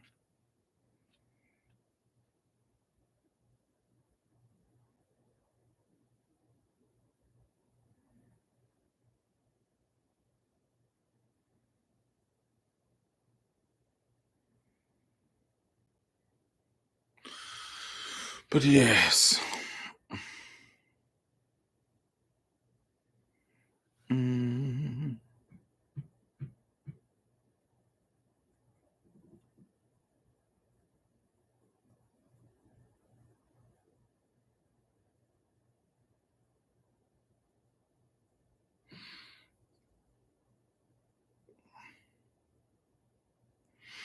This was my Sandra Huxtable era.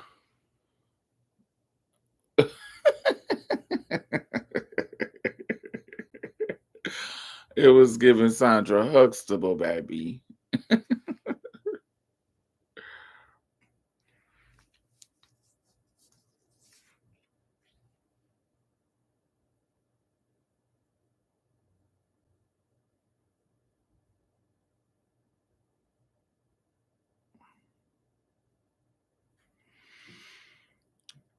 Sometimes I'll give her Erica Badu. I think that's very Erica Badu.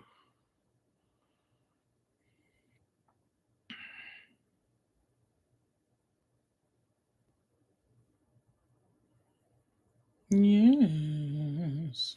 I love that.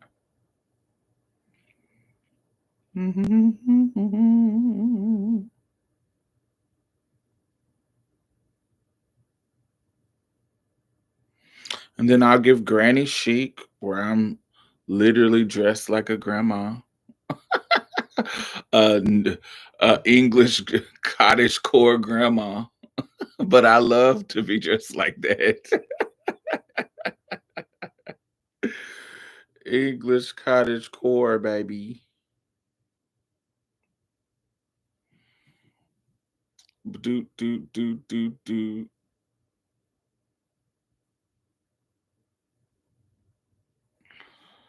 A school marm. I love tailored. It's giving Harry the Spy vibes.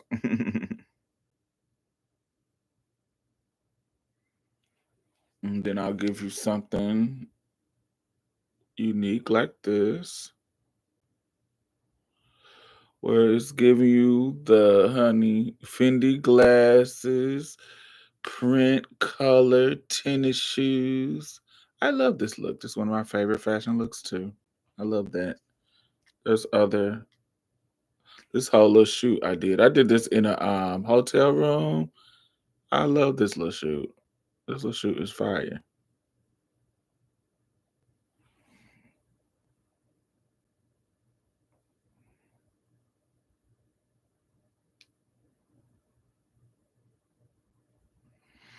And then when I was tipping around, I had my little army fatigue, not army fatigue, my army green little vest on. I was punishing that day. I was getting my life. Let me share this on my Instagram. Share this on my Instagram. Yeah, yeah, yeah, yeah, yeah, yeah, yeah, yeah, yeah. Yeah, do, do, do.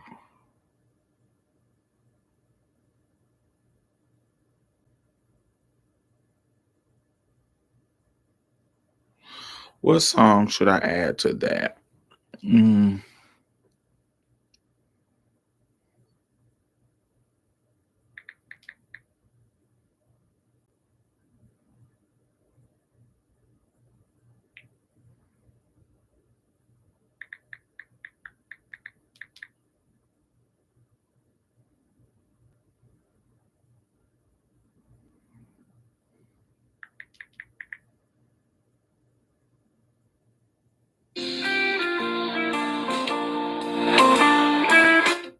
Mm-mm. Hey, Shonette, how are you?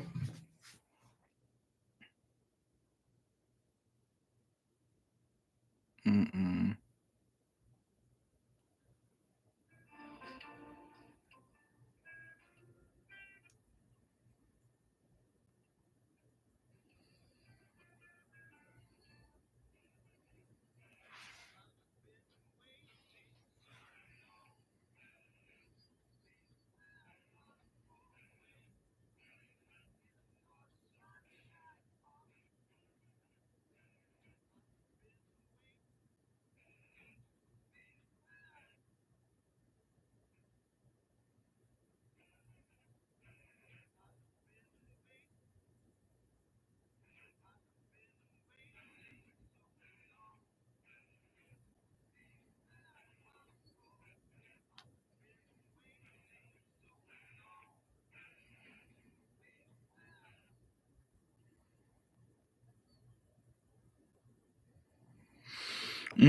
Sad I have to go to my grandma's funeral. Oh, condolences. How old was your grandmother?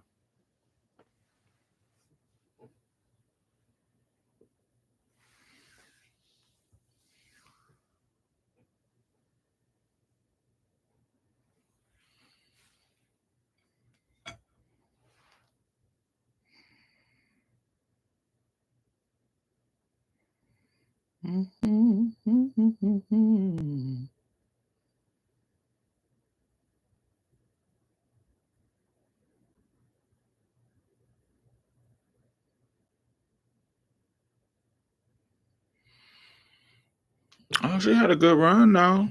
I know it's sad, but 80, 84 is a good run. That's a good run, baby.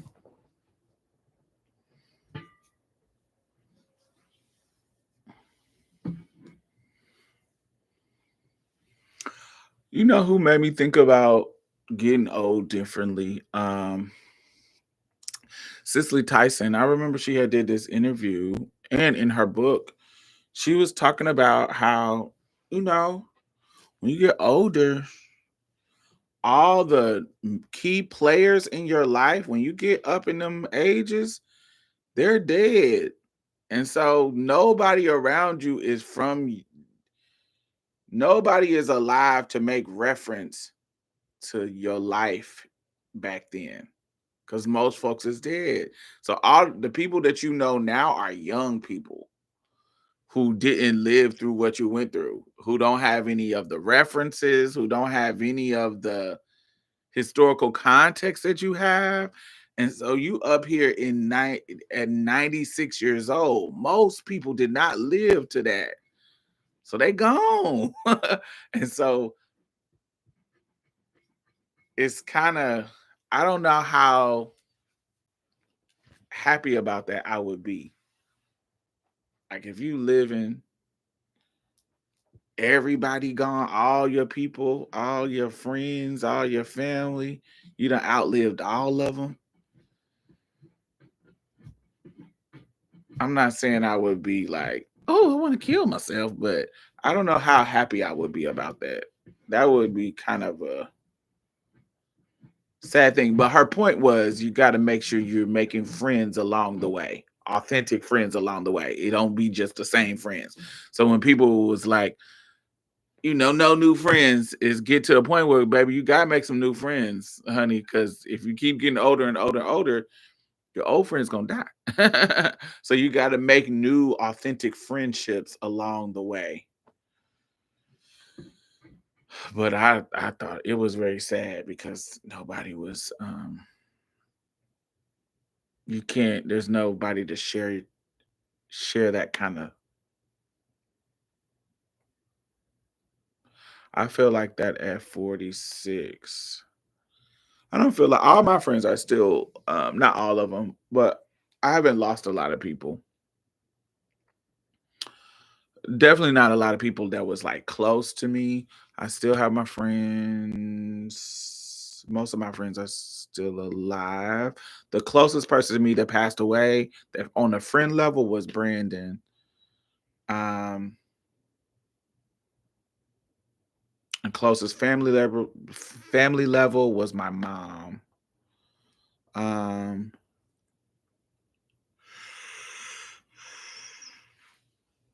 I always been a crazy mindset to me. No new friends. Yeah, that's weird. My last living grandparent that I was close to. Yeah, I wasn't close to. Now she was in my life all of my life, but she was basically the most out of all my family members, she was the one that didn't like that I was trans. So I've talked to you about that. My grandmother. So I wouldn't say close, but yeah, but I didn't go to her funeral. That would have been fake. Um, and then my grandmother on my dad's side, I didn't really I only met her once when I stayed with my dad for like a summer in 92, and she lived in the same building as him. but she was kind of she was going through dementia, and so she wasn't. You know what I'm saying? I couldn't really engage with her. It also reminds you that you are getting old. Hey Java, is your friend Mario still alive? No, Mario died in 2014. So I guess yeah, that was the first loss. I forgot about Mario. Yeah, that was the first loss of friend that I had. Yeah, so it's Mario and then Brandon. Brandon was the most recent.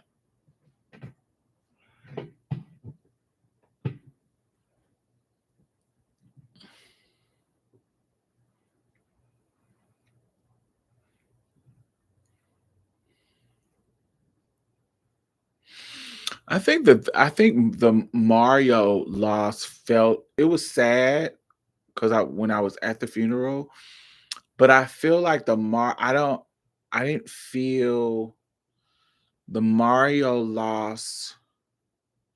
Did you and Brandon do videos together? Yes, we did. He's been. I think our first video was like 2010 or 12. But I have a couple of videos of him. I have a video of him. It's actually one of my most played videos, just because of what's happening in it. My dog is humping his leg, and it was when his body was buff, so he was a buff. He was buff, and he was down on the bed. He was laying on the floor, and the dog was humping him. Light skin with glasses? No. He doesn't wear glasses.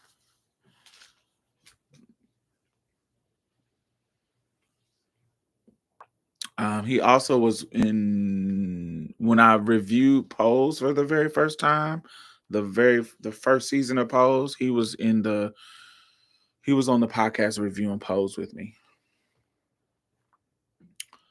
But I think the reason why Mario's loss did not impact me as much as it should have is because me and Mario's friendship was not physical for most of it. 90% of our friendship was spent long distance. We met in high school, but once he transferred, we met in high school when I was a freshman.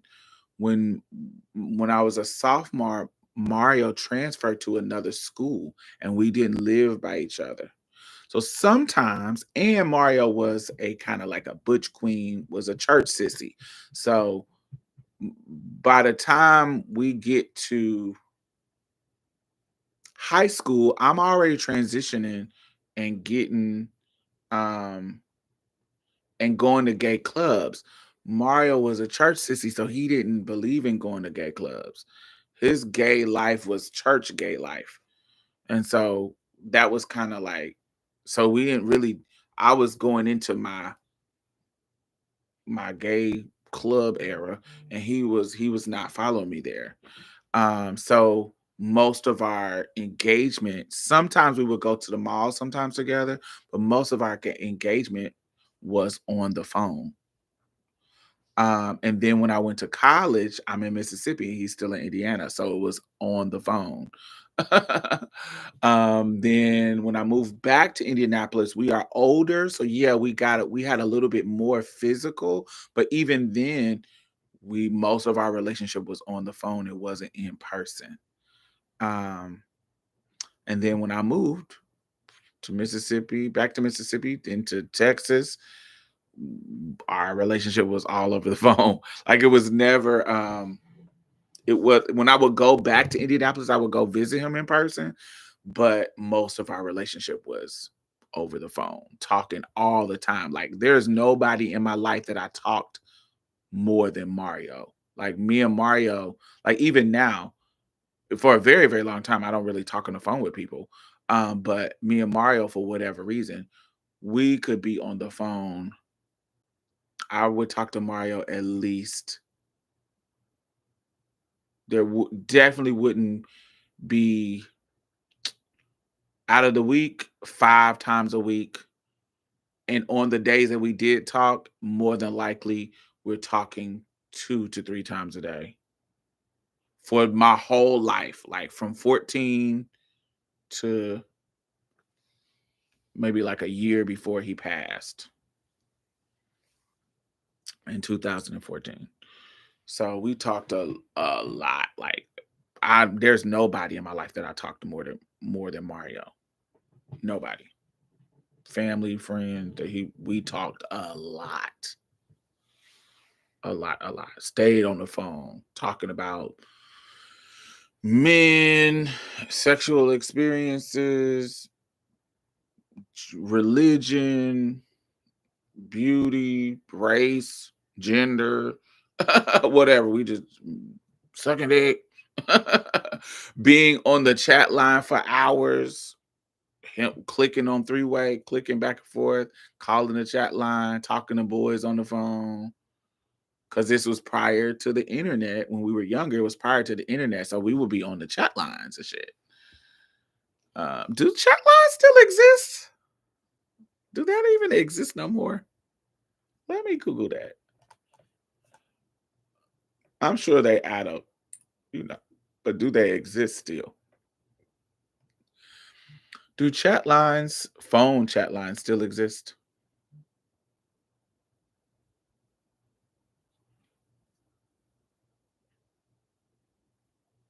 Wow, they do. In 2005, phone chat lines remain a fun, personal, exciting way to connect with others. Whether you're single or looking for a casual conversation or seeking something more intimate, unlike dating apps, chat lines offer real time voice to voice interactions that create a more intimate and engaging connections. Best phone chat line numbers.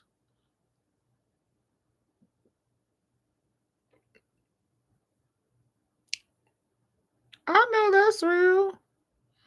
That's what I'm talking about. Party line and chat lines is the same thing to me.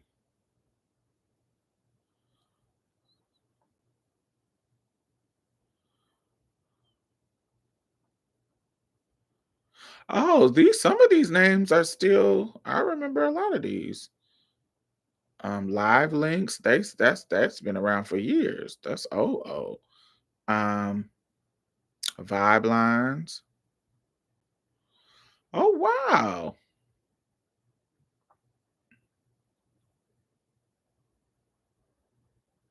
Live Links is one of the most popular and trusted phone chat lines for singles looking to connect in a fun, flirty way. Designed for real voice to voice interaction, it offers a refreshing alternative to the monotony of dating apps, allowing users to engage in spontaneous conversation without the pressures of profile pics or endless texting.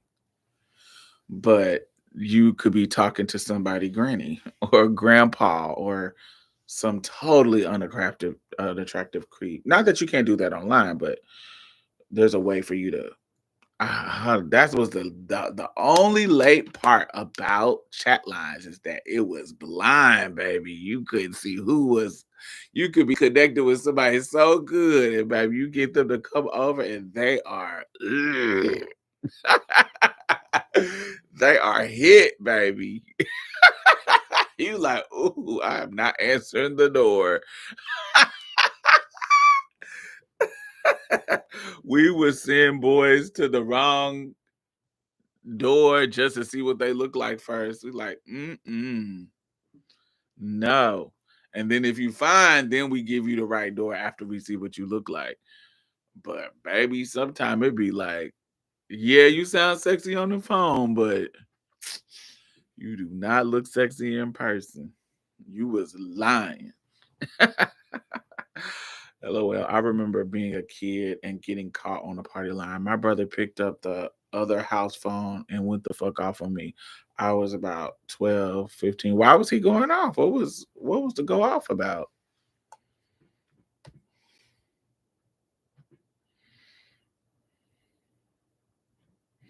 I too sexy for my skirt. I need to buy because I was underage. Oh.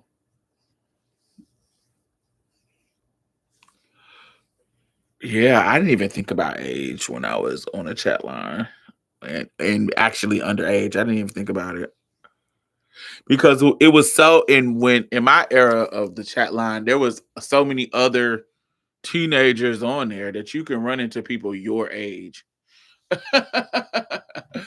and run into people. I'm gonna get on the chat line just to see what it's given nowadays. I can only imagine ain't no young people on there. Maybe. I don't know. Damn, you look good.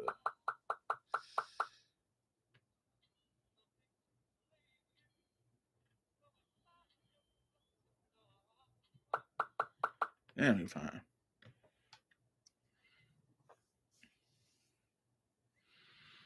These was grown men. I met some fine ass niggas on there though. I can say that. It's two things where you think you might not meet fine people that I will always run into fine people. The chat line, yes, there'll be some hits on there, but it'll be some fine ones too. But that motherfucking Craigslist, that Craigslist, when you get meet them anonymous niggas and they scared to send you some pictures, and you finally give them to send you some pictures, to be like, damn, he fine. Like I even my old school NBA little daddy, I met him on Craigslist. He paid a bunch of rent before he got married. Now he married and trying to be faithful, but which is good. I think that's admirable of him.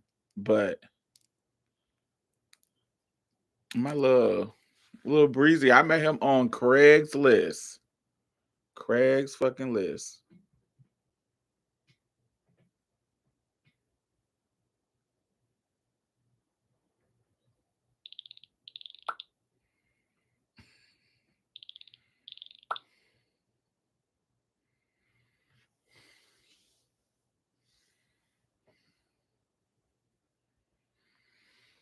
Um, who else? What else? Who? I'm trying to think of the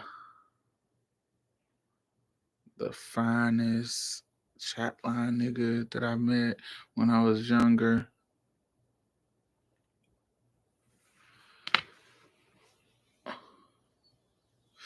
A lot of times, the fine chatline boys sometimes be boys that I already knew. We just so happen to be on the chat line together.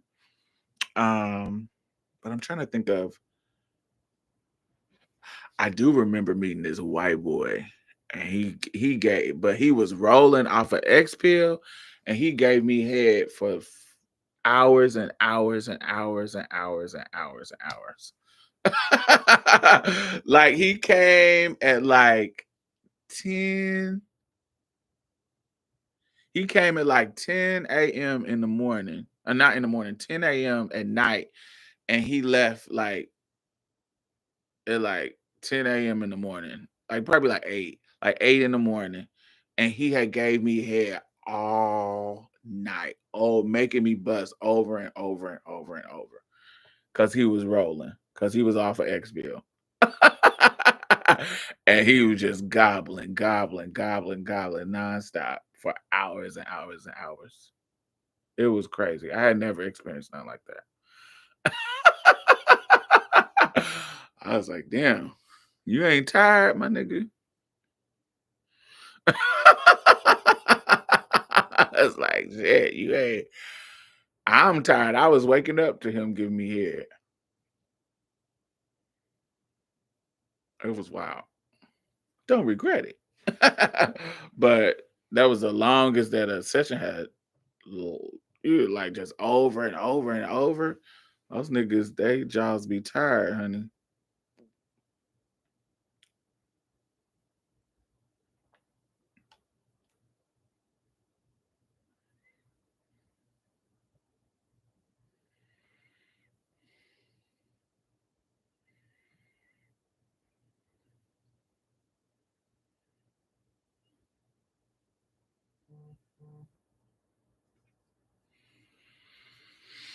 I was like, ooh.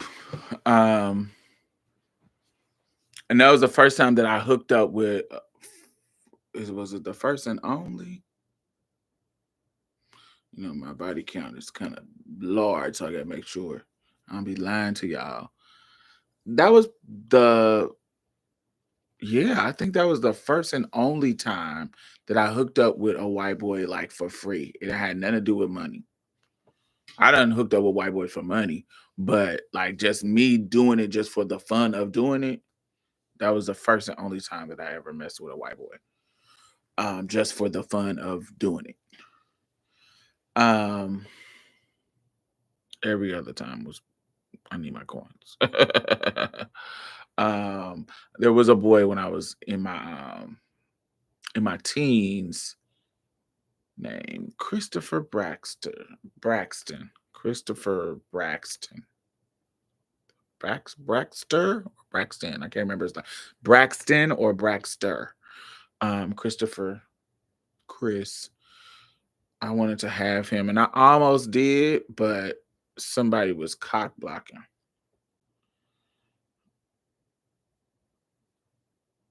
Hmm. Yeah, but we didn't mess around though. We didn't. We just went on a date when I was in college, but we didn't mess around.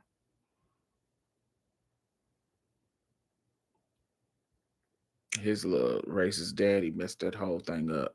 That was the first date I went on with a white boy.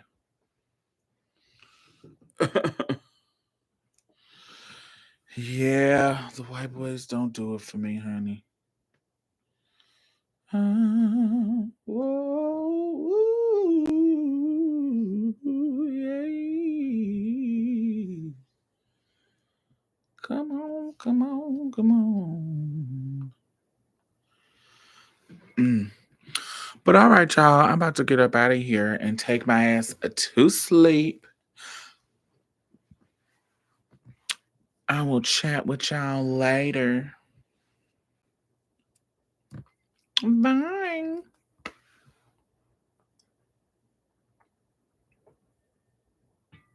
Mm-mm.